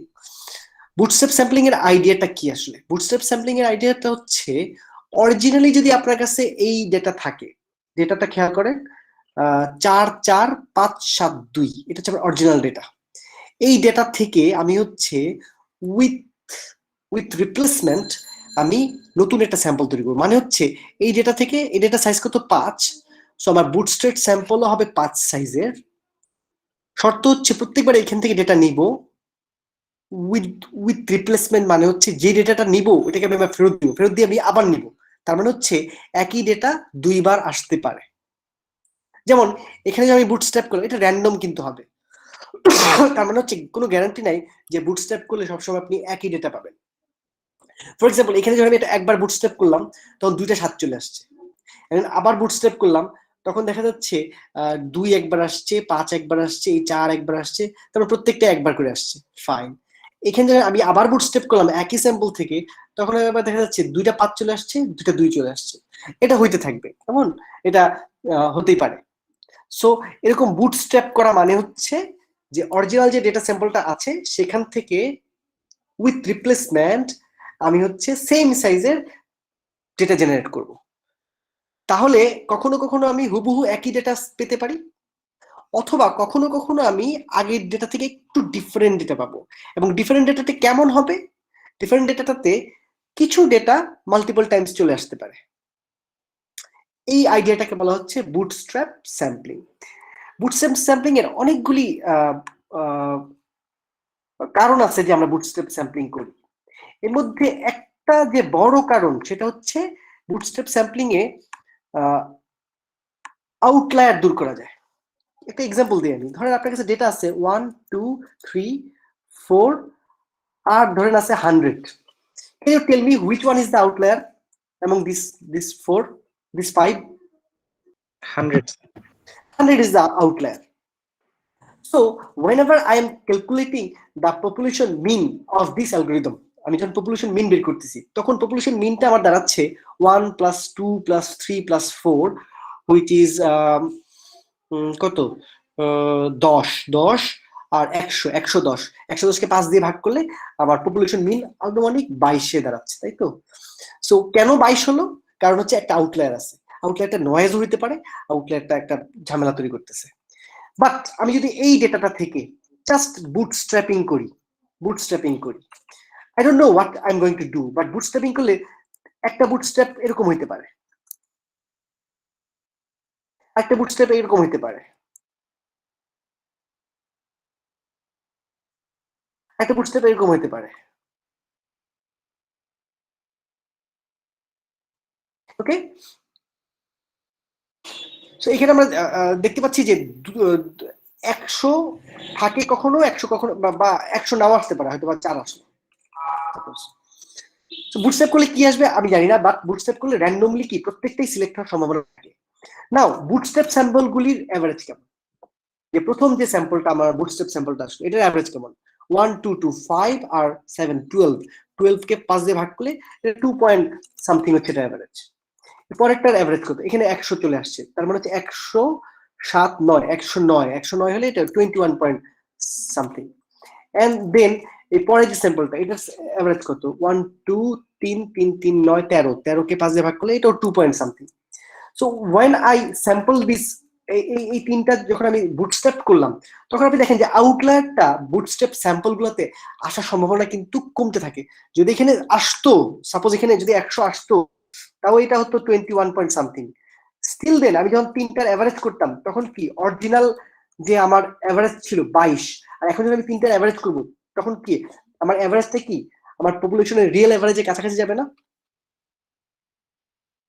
কারণ এই যে একটা বুটস্ট্র্যাপ স্যাম্পল যেখানে এই আউটলায়ারটা নাই, সে ট্রাই করবে কি আউটলায়ারটাকে বাদ দিয়ে অ্যাভারেজ গুলাকে কি নিচে আনার চেষ্টা করবে না, রিয়েল পপুলেশন মিনের কাছাকাছি আনার চেষ্টা করবে না? বুঝতে পারতেছি আমি? জি স্যার। স্যার হ্যাঁ, এইখানে সবগুলোর এভারেজ হবে তাই তো? আসলে পপুলেশনের অ্যাভারেজ কত? যদি আমি আউটলায়ারটাকে বাদ দিতাম, পপুলেশনের অ্যাভারেজ সম্ভবত 2 পয়েন্ট সামথিং, রাইট? 100 এর কারণেই কি আমার অ্যাভারেজটা স্কিউড হয়ে যাচ্ছিল। সো বুটস্ট্র্যাপ করলে যেটা হচ্ছে, এই এমন কিছু স্যাম্পল তৈরি হচ্ছে যেখানে আউটলায়ার গুলো নাও থাকতে পারে, যার ফলে আমার এস্টিমেশনটা কি রিয়েলের কাছাকাছি চলে যায়। So bootstrapping sampling is an idea in statistics that can help us to eliminate noise or outliers from the data. So that's called bootstrap sampling. And what we have just seen is some aggregating technique using bootstrap samples.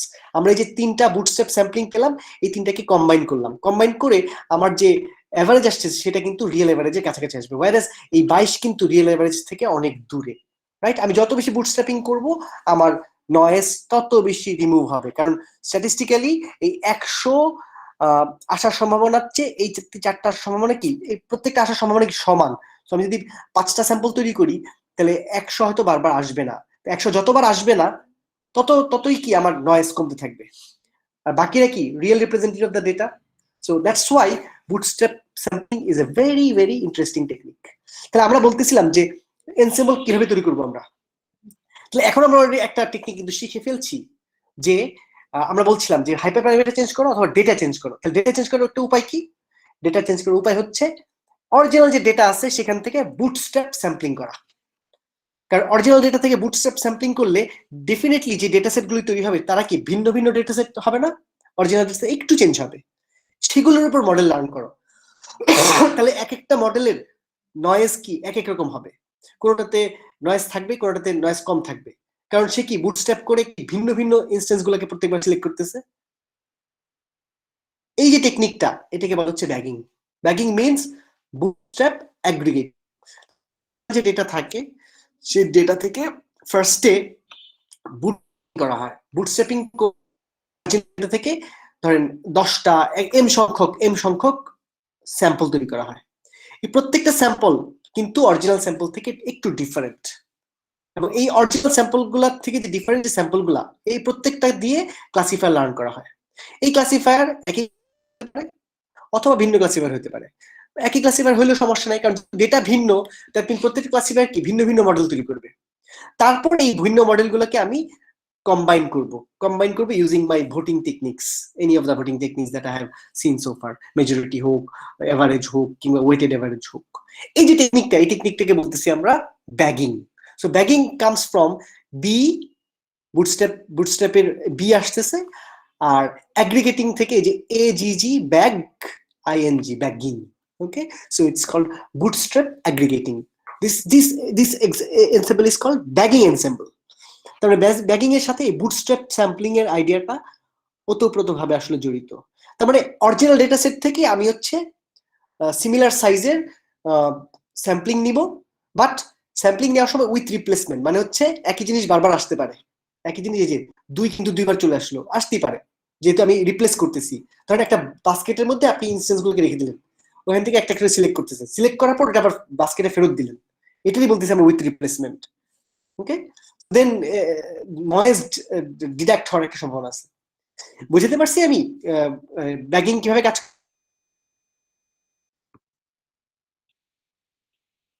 হ্যাঁ sir. আচ্ছা, এই যে bagging. So bagging এর আইডিয়াটা হচ্ছে training data নিলাম, training data নিয়ে আমি বুটস্ট্র্যাপ স্যাম্পল তৈরি করলাম, এম সংখ্যক বুটস্ট্র্যাপ স্যাম্পলিং তৈরি করলাম।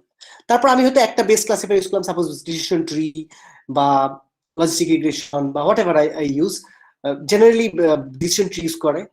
সেখান থেকে আমি মডেল 1, মডেল 2, মডেল 3 এরকম এম সংখ্যক মডেল পাবো। সেই মডেলগুলোকে আমি মেজরিটি ভোটিং হোক, ওয়েটেড ভোটিং হোক, এগুলো প্যারামিটার হবে অ্যালগরিদমে, সেটা আমি ইউজ করে একটা এনসেম্বল ক্লাসিফায়ার তৈরি করব। So it's a basically ensemble classifier with voting technique, but এই যে ক্লাসিফায়ারের যে ডিফারেন্স সেটা তৈরি করতেছি কিভাবে, বুটস্ট্র্যাপিং করে। And this algorithm is called bagging algorithm. Okay,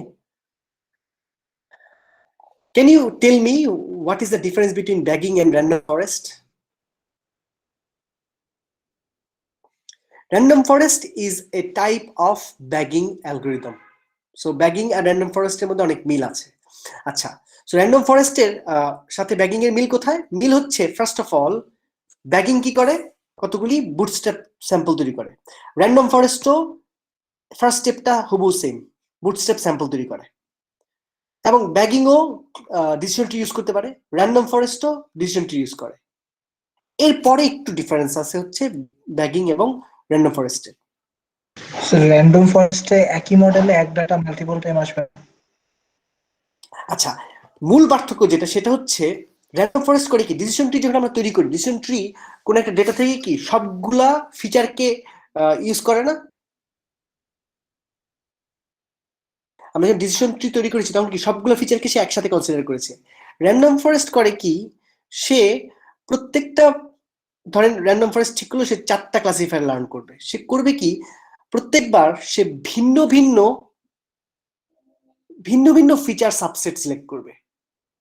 মানে ধরেন আপনার ডেটা সেটে আছে হচ্ছে 1000টা ফিচার, তাহলে র্যান্ডম ফরেস্ট করবে কি প্রত্যেকটা পার্টে, প্রত্যেকটা ব্রাঞ্চ না বলে আমি বলবো যে এই যে এখানে যদি আমার m সংখ্যক বুটস্ট্র্যাপ হয়, তাহলে র্যান্ডম ফরেস্ট প্রত্যেকটা বুটস্ট্র্যাপের জন্য ডেটা সেট যাই হোক না কেন ফিচার সিলেক্ট করবে, সে হচ্ছে র্যান্ডমলি সে কিছু ফিচার সিলেক্ট করবে। এবং এই প্রত্যেকটা স্যাম্পল র্যান্ডমলি সে কিছু ফিচার সিলেক্ট, তার মানে ফিচার যদি 1000 হয় সে র্যান্ডমলি 15টা এবং প্রত্যেকটা, তাহলে কি প্রত্যেকবার কি ডিফারেন্ট ডিসিশন ট্রি সে লার্ন করবে, এবং সেই সব ডিসিশন ট্রিকে সে হচ্ছে ভোটিং করবে। সো আইডিয়াটা হচ্ছে যে কিছু ফিচার ইউজ করবে এই একটা ডিসিশন ট্রি বানাবে, আর কোনো কিছু ডিফারেন্ট র্যান্ডম সাবসেট দিয়ে আরেকটা ফিচার, আরেকটা ডিসিশন ট্রি, আরো ডিফারেন্ট সাবসেট দিয়ে আরেকটা ডিসিশন ট্রি, আরো ডিফারেন্ট সাবসেট দিয়ে আরেকটা ডিসিশন ট্রি, এরকম অনেকগুলো ডিসিশন ট্রিকে কম্বাইন করে সে যে ক্লাসিফায়ারটা, যে এনসেম্বলটা কাজ করে তার নাম হচ্ছে random forest. So basically random forest মানে কি, ফরেস্ট মানে হচ্ছে a collection of trees, right? So that means random forest will be a collection of decision trees, and these decision trees will be different. হ্যাঁ sir, এখানে n1 n2 n3 n4 সবগুলো কি sir x এর মানে subset, ব্যাপারটা কি এরকম? আমরা মনে করতে পারি যে ডেটা সেটটা সেম থাকবে, ডেটা সেটটা হয়তো বুটস্ট্র্যাপিং করলো, কিন্তু এই x যে অরিজিনাল যে ফিচারগুলি, রাইট, n1 হবে x এর একটা সাবসেট ইন টার্মস অফ ফিচারের অর্থ, ফিচার্স মানে মনে করেন যে প্রথম অরিজিনাল ডেটা সেটে ছিল 1000টা ফিচার, আপনি হয়তো ওই 1000টা ফিচারকে কনসিডার না করে 15টা ফিচারকে n1 বললেন, 20টাকে বললেন n2, বাট কোন 20টা কোন 15টা এইটা হচ্ছে র্যান্ডমলি সিলেক্ট হবে। আচ্ছা স্যার, এই ক্ষেত্রে কি ইয়া হতে পারে, মানে হচ্ছে যে মানে n1 এর কিছু ফিচার n2 তে মানে থাকতে পারে? ইয়েস, যেহেতু র্যান্ডম ফরেস্ট আমরা বলতেছি, তাহলে randomly this n1 n2 n3 and n4 can be shared, right? আচ্ছা, এখানে আপনি একটা ইন্টারেস্টিং কোশ্চেন করছেন যে স্যার এটা কমন থাকতে পারে কিনা। আমি নিজে কিছু প্রবলেমের উপরে কাজ করেছি যেখানে আমি চেষ্টা করেছি n1 n2 n3 এবং n4 কে আলাদা রাখতে, এবং এটা করে আমি দেখছি যে কিছু প্রবলেমের ক্ষেত্রে ভালো কাজ করে। এবং এটা কারণটা হলো কিছু প্রবলেমের ক্ষেত্রে ফিচারগুলোকে গ্রুপে ভাগ করা যায়, যে এই ফিচারগুলি হয়তো বা এক ধরনের, এই ফিচারগুলি আরেক ধরনের, তখন আমি আবার দেখছি ওই ধরনের এনসেম্বলও ভালো কাজ করে। সো এনসেম্বলের ক্ষেত্রে কিন্তু এরকম কোনো বাধা ধরার নিয়ম নাই। সো আপনার মাথায় অনেক ধরনের এনসেম্বল আসতে পারে। বোঝা যাচ্ছে আমি কি করছি, আমার কাছে ধরেন 1200 ফিচার আছে, আমি দেখলাম যে 400 ফিচার এক ধরনের, বাকি 400 একটু ভিন্ন রকমের, এই 400 আবার আরেক রকম, এবং এক একটা ফিচার টাইপের উপর হয়তো কোনো ফিচার টাইপের উপরে এসভিএম ভালো কাজ করে, কোনটার উপর হয়তো বা এলআর ভালো কাজ করে, লজিস্টিক রিগ্রেশন, কোনটার উপর হয়তো বা কেএনএন ভালো কাজ করে। তখন আমরা করছি কি ওই প্রত্যেকটা ফিচারকে আলাদা করে আলাদা ক্লাসিফায়ার লার্ন করেছি। র্যান্ডম ফরেস্ট কিন্তু তা না, যেমন আমাদের একটা পেপার আছে এটার উপরে ফিচার সাবস্পেস সাবস্যাম্পলিং বলি আমরা এটাকে, অর্থাৎ কিনা ডিফারেন্ট টাইপের ফিচারকে আমরা হচ্ছে ডিফারেন্ট দিয়ে দিছিলাম। তো আপনারা চিন্তা করবেন যে হাউ টু কম্বাইন, কারণ এখনো প্রচুর স্কোপ আছে এইখানে। একটু পরে আমরা আরো দুইটা এক্সাম্পল দেবো যে দুটো আরো বেশি এক্সটেন্ডেবল। কেমন? So random forest is one of the most powerful algorithms. খুব সিম্পল আইডিয়া যে র্যান্ডমলি কিছু ফিচার নাও, ডিসিশন ট্রি তৈরি করো, র্যান্ডমলি কিছু ফিচার নাও, ডিসিশন ট্রি তৈরি করো। Random forest is one of the most successful algorithms. Ensemble গুলির মধ্যে মোস্ট সাকসেসফুল হচ্ছে এই র্যান্ডম ফরেস্ট, অ্যাডাবুস্ট এগুলি। So it's very simple, but ওই যে N1 N2 এদের মধ্যে ওভারল্যাপিং থাকতে পারে। তো আমরা জাস্ট চিন্তা করছিলাম যে ওভারল্যাপিং থাকবে বা থাকতে পারে, বাট ডিফারেন্ট টাইপের ক্লাসিফায়ারকে ডিফারেন্ট ফিচার দেওয়া আর কি, এইটা ছিল আমাদের চিন্তা। সেখানে আমরা কিন্তু ভালো রেজাল্ট পেয়েছিলাম। ওকে, সো আপনারা এরকম চিন্তা করতে পারেন যে কিভাবে কম্বাইন করা যায় এই সিঙ্গেল ক্লাসিফায়ারদেরকে। বাট ডেফিনেটলি স্যার একটা কোশ্চেন স্যার, তাহলে এনসেম্বল আর হাইব্রিড অ্যালগরিদমের মধ্যে বেসিক্যালি পার্থক্যটা কি থাকে যখন আমি ডিফারেন্ট ক্লাসিফায়ার ইউজ করি? রাইট, মানে ensemble is a kind of hybrid, মানে একটা ক্লাসিফায়ার ইউজ করলাম না আর কি।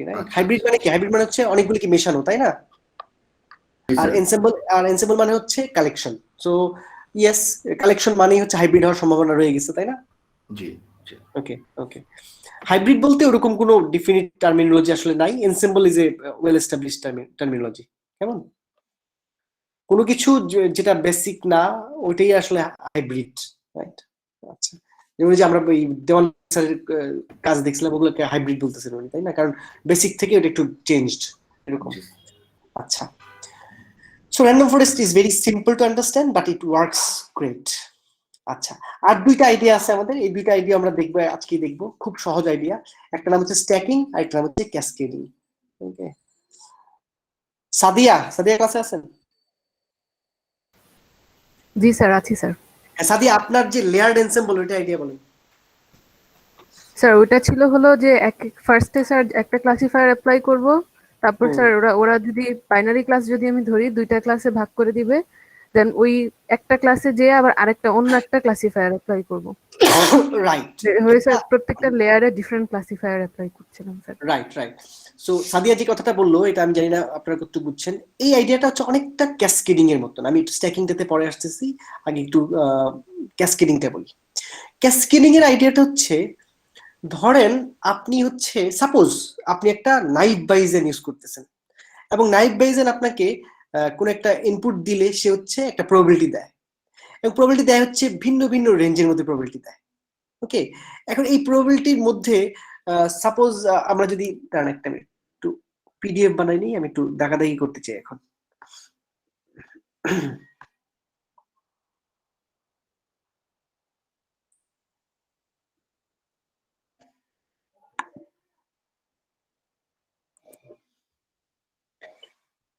So stacking and cascading is nothing new.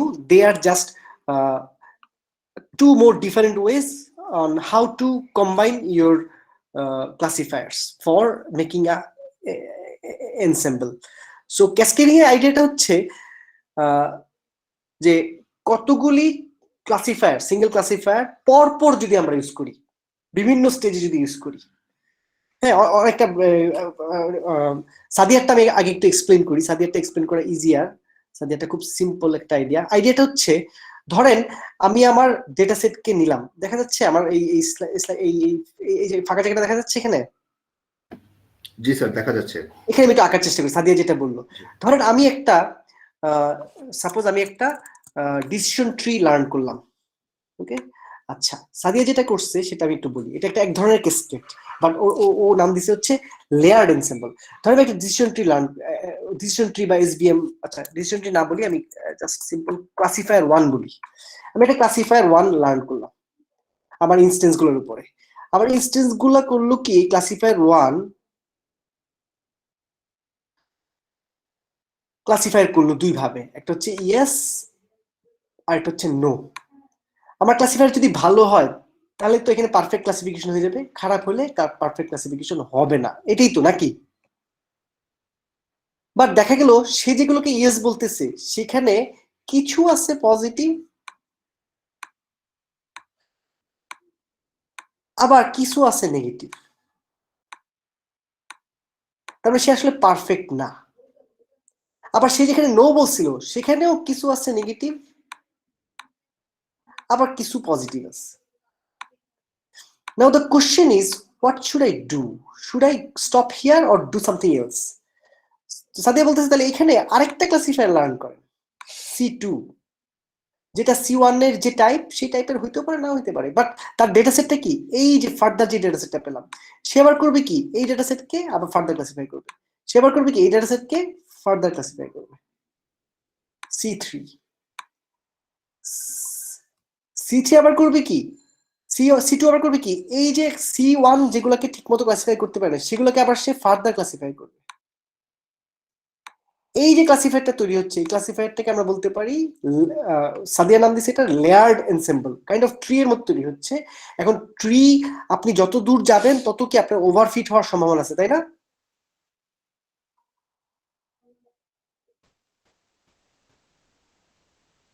Right, তার মানে হচ্ছে আমি ট্রাই করব C1 দিয়ে, C1 দুইটা ভাগে হয়তো ভাগ করলো আমাকে, দেন আমি আবার প্রত্যেকটা ব্রাঞ্চে গিয়ে গিয়ে আমি আবার ফার্দার ক্লাসিফায়ার ইউজ করব। এই যে ডিজাইনটা, এই ডিজাইনটাকে বলা হচ্ছে ক্যাসকেডিং, একটা পর একটা চলে আসা, লেয়ারের মধ্যে চলে আসা। তো এখানে একটা ক্যাসকেডিং এর একটা এক্সাম্পল দেওয়া হয়েছে। ক্যাসকেডিং এর কোনো ফর্মুলা নাই, you can think of your own formula, যে আমি একটা মডেল ট্রাই করলাম, এই মডেল আমাকে দুই রকম রেজাল্ট দিচ্ছে, যদি এরকম দেয় তাহলে আমি সিদ্ধান্ত নিয়ে ফেললাম, বাট অন্যরকম দিলে আমি আরেকটা ক্লাসিফায়ার ইউজ করবো, সেই ক্লাসিফায়ার আমাকে আবার দুই রকম রেজাল্ট দিবে, সেই ক্লাসিফায়ার রেজাল্ট আবার এইভাবে একটার পর একটা লেয়ারের পর লেয়ার যদি আমি ইউজ করি, এটাকে বলে হচ্ছে ক্যাসকেডিং ক্লাসিফায়ার। যেখানে সাদিয়া যে কাজটা করতেছিল সেটা হচ্ছে একটা মানে ক্যাসকেডটা অনেকটা বাইনারি একটা ট্রি এর মতন হয় আর কি, লেয়ারে সাজানো থাকে। বাট এই ক্যাসকেডিং যে সবসময় ট্রি এর মতো হইতে হবে এমন কোনো কথা নাই, বিভিন্ন রকমের ক্যাসকেড হইতে পারে। এবং রিসেন্ট যে সাকসেসফুল ডিপ লার্নিং এনসেম্বলস বা single classifier traditional machine learning ensemble, এগুলা কিন্তু ক্যাসকেডিং ক্লাসিফায়ার্স। আমি কি বুঝাতে দিলাম আইডিয়াটা? জি sir. Okay, so think about how you can create your own cascades. Cascade এই মডেল 1 এর আউটপুটের উপর বেস করে মডেল 2 বা এখানে আরো দুইটা ব্রাঞ্চও থাকতে পারতো যেটা হইতে পারতো। সো এরকম ক্যাসকেডিং ক্লাসিফায়ার কিন্তু খুব ভালো কাজ করে। সিমিলার আরেকটা উপায় হচ্ছে স্ট্যাকিং। স্ট্যাকিংটা কেমন? স্ট্যাকিং এর আগে আমরা একটু ভোটিং এর দিকে ফেরত যাই। ভোটিং এর আইডিয়া কি ছিল? ভোটিং আইডিয়া ছিল যে ডেটা সেট আমরা বিভিন্ন মডেল লার্ন করতাম, এই মডেলগুলোর ডিসিশন উপর বেস করে আমরা হচ্ছে মেজরিটি ভোটিং বা এভারেজ ভোটিং নিতাম। স্ট্যাকিং আমাকে বলে এখানে ভোটিং নিও না, এখানে আরেকটা ক্লাসিফায়ার নিয়ে আস।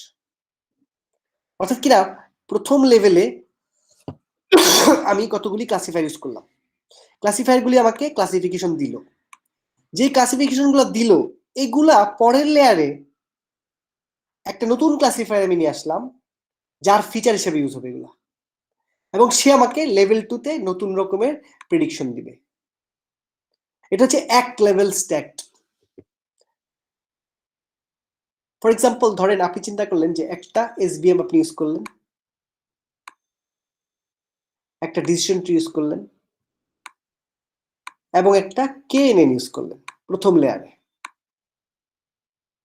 এই ডিসিশন ট্রি কি করলো? একটা আউটপুট দিল ইয়েস নো কিছু একটা, এসবিএম ইয়েস নো কিছু একটা, কেএনএন ইয়েস নো কিছু একটা। এর পরের লেয়ারে গিয়ে আপনি আরেকটা লজিস্টিক রিগ্রেশন ইউজ করলেন এদের আউটপুট গুলাকে নিয়ে, এরা কিন্তু প্রেডিকশন দিচ্ছে। অর্থাৎ কিনা আমরা আগে কি করতাম, আমরা আগে হচ্ছে ভোটিং করে ফেলতাম সেকেন্ড লেয়ারে গিয়ে, আমরা এখন এটা না করে আমি হচ্ছে আরেকটা ক্লাসিফায়ার ইউজ করলাম, এটাকে বলছে মেটা ক্লাসিফায়ার বলতেছি আমরা। অর্থাৎ কিনা দুই লেভেলে আমি হচ্ছে ক্লাসিফায়ার ইউজ করতেছি, এবং এই ক্লাসিফায়ারটা আমাকে হেল্প করতেছে প্রথম লেভেলের যে ক্লাসিফায়ারের যে আউটপুট গুলি সেগুলোকে কম্বাইন করে সে হচ্ছে আলটিমেট আউটপুট দিচ্ছে।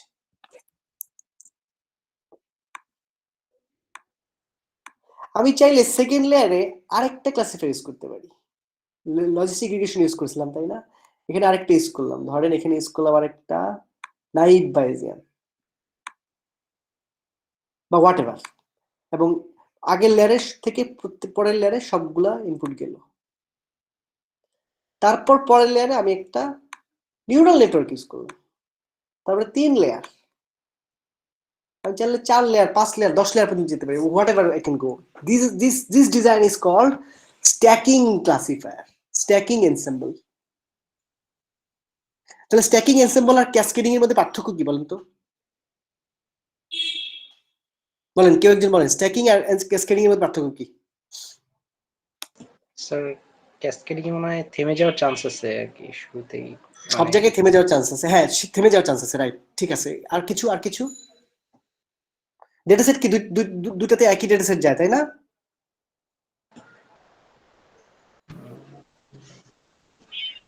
একই ডেটা সেট যায়। আচ্ছা, ক্যাসকেডিং এর ক্ষেত্রে যেটা হচ্ছে ডেটা সেটটা যেটা যায় সেটা একই ডেটা সেট, এই মডেলও একই ডেটা সেটই পায়। কিন্তু স্ট্যাকিং এর ক্ষেত্রে পরের লেভেলে যারা থাকে তাদের জন্য ডেটা সেটের মিনিংটা একটু ভিন্ন। তাদের জন্য ফিচার হচ্ছে আগের লেয়ারের যে প্রেডিকশন সেটা হয় পরের লেয়ারের ফিচার, তাই না? জি sir, input data. Right. And Sadia যেটা করছে সেটা স্ট্যাকিংও না, সেটা আসলে পুরোপুরি ক্যাসকেডিংও কি বলা যাবে এটাকে? মেবি এটা ক্যাসকেডিং এর সাথে মিল আছে, তাই না? এটা ক্যাসকেডিং এর সাথে মিল আছে, ক্যাসকেডিং এর সাথে স্যার সিমিলার বেশি। ক্যাসকেডিং এর সাথে বেশি সিমিলার, রাইট। তো এই তো আমরা মোটামুটি ভাবে আমাদের গোল ছিল আজকে এই কয়েকটা এনসেম্বল সম্বন্ধে ধারণা নেওয়া। ধারণাগুলি পেলেই ভালো, বেশি ম্যাথমেটিক্সও নাই আসলে, কিন্তু এমন কিছু ডেফিনেটলি প্রত্যেকটা অ্যালগরিদমের স্ট্যাটিস্টিক্যাল প্রপার্টি আছে। সো ম্যাথমেটিক্স নাই কথাটা ভুল, প্রত্যেকটা অ্যালগরিদমের স্ট্যাটিস্টিক্যাল প্রপার্টি আছে, those are wonderful properties. Random forest দেখতে যতই সিম্পল হোক, এটার ম্যাথমেটিক্যাল প্রপার্টিজ আরো বেশি সুন্দর। সো আমরা দেখলাম ভোটিং হচ্ছে মেইন জিনিসটা। তারপর ভোটিং এর জন্য আমরা বললাম যে আসলে ডিফারেন্ট টাইপ অফ মডেল হইতে হবে। ডিফারেন্ট টাইপের মডেল করার জন্য আইদার আমি ক্লাসিফায়ার চেঞ্জ করতে পারি, অথবা ক্লাসিফায়ারের যে আর্কিটেকচারটা ডিফারেন্ট হতে পারে। সো আর্কিটেকচার ডিফারেন্ট হচ্ছে এই যে এই দুইটাতে, ক্যাসকেডিং এবং স্ট্যাকিং এ। আর ডেটা ডিফারেন্ট করে দিয়ে আমরা হচ্ছে ব্যাগিং এ একটা টেকনিক দেখলাম, যেটা নাম হচ্ছে আসলে বুটস্ট্র্যাপ অ্যাগ্রিগেটিং। বেসিক আইডিয়াটা সিম্পল, বাট এটা অনেক পুরনো আইডিয়া। বুটস্ট্র্যাপ স্যাম্পলিং খুবই শক্তিশালী একটা আইডিয়া, কেমন, বিশেষ করে যে আউটলায়ার রিমুভিং এ, নয়েজ রিডাকশনে। একটা জিনিস বাকি রয়ে গেল শুক্রবারের জন্য, এটা নাম হচ্ছে বুস্টিং। একটা পার্টিকুলার অ্যালগরিদম আছে যেটা নাম হচ্ছে অ্যাডাবুস্ট। আমরা শুক্রবারে অ্যাডাবুস্ট শিখতে চাই, adaptive boosting algorithm. That's one of the finest algorithms. আমরা শুক্রবারে পুরো ক্লাস জুড়ে সময় দিব অ্যাডাবুস্টের পিছনে। এই তো আজকে ক্লাস এই পর্যন্তই।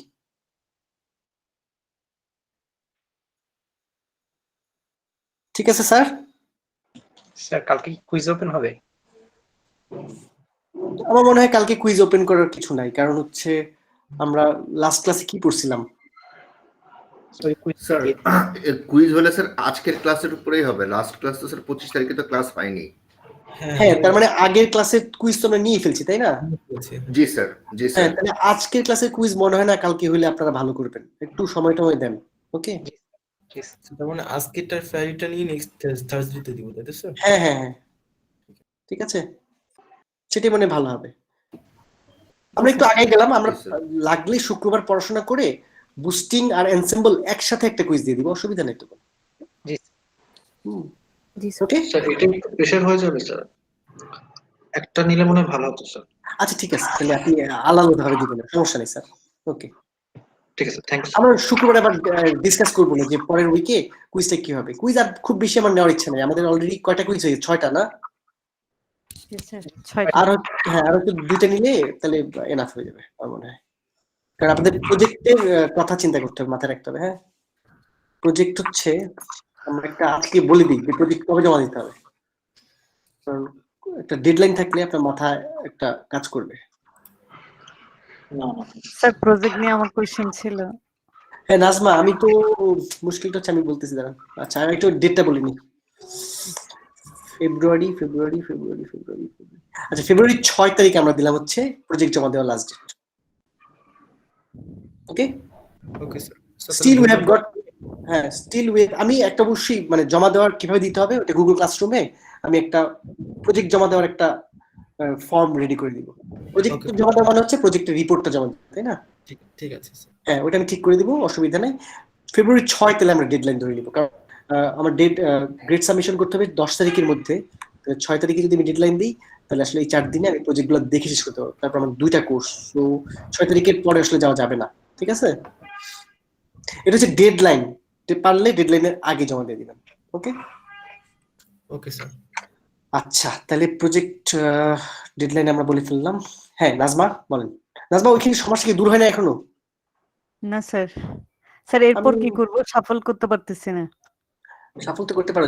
আপনি যেটা করেন, আপনি হচ্ছে সিম্পল, আমি বলছিলাম যে কিছু ইমেজ সিলেক্ট করে আপনি একটা নিউরাল নেটওয়ার্ক বা কোন একটা ক্লাসিফায়ার লার্ন করে দেখেন যে একুরেসি কেমন আসে। এটা এটা এই পর্যন্ত যান। হ্যাঁ, একুরেসি যদি বের করা যায়, তারপর একুরেসি বের করতে পারলে আপনি আসলে সেন্সিটিভিটি, তারপর স্পেসিফিসিটি এগুলো বের করতে পারবেন। দেন আপনি যেটা করতে পারবেন যে আচ্ছা তাহলে এখন আমি এই যেই ক্লাসিফায়ারটা দিয়ে আমরা এটা পেলাম, এই ক্লাসিফায়ারটা বদলালে কি হয়। আমরা চাচ্ছি যে আপনি অ্যাটলিস্ট 2-3টা ক্লাসিফায়ার বদলে কয়েকটা মেট্রিক, একুরেসি, সেন্সিটিভিটি, স্পেসিফিটি এগুলো একটু বের করে অ্যানালাইসিস করেন। রিপোর্টের টেমপ্লেটটা কি আপনারা সবাই দেখেছেন? জি স্যার। স্যার দেখছি। ওখানে বলা আছে না কি করতে হবে জি স্যার। প্রজেক্ট, বলো। সুন্দর করে কিন্তু বলা আছে। তাহলে ওই রিপোর্টটা ভরার জন্য যা যা লাগবে এগুলো আপনাদের করতে হবে। ঠিক আছে স্যার। ঠিক আছে স্যার। ঠিক আছে, ওকে। তাহলে আমি আজকে ক্লাস একটু আর্লি শেষ করলাম, এটা তো আসলে একটা bonus class, so fine, should be fine.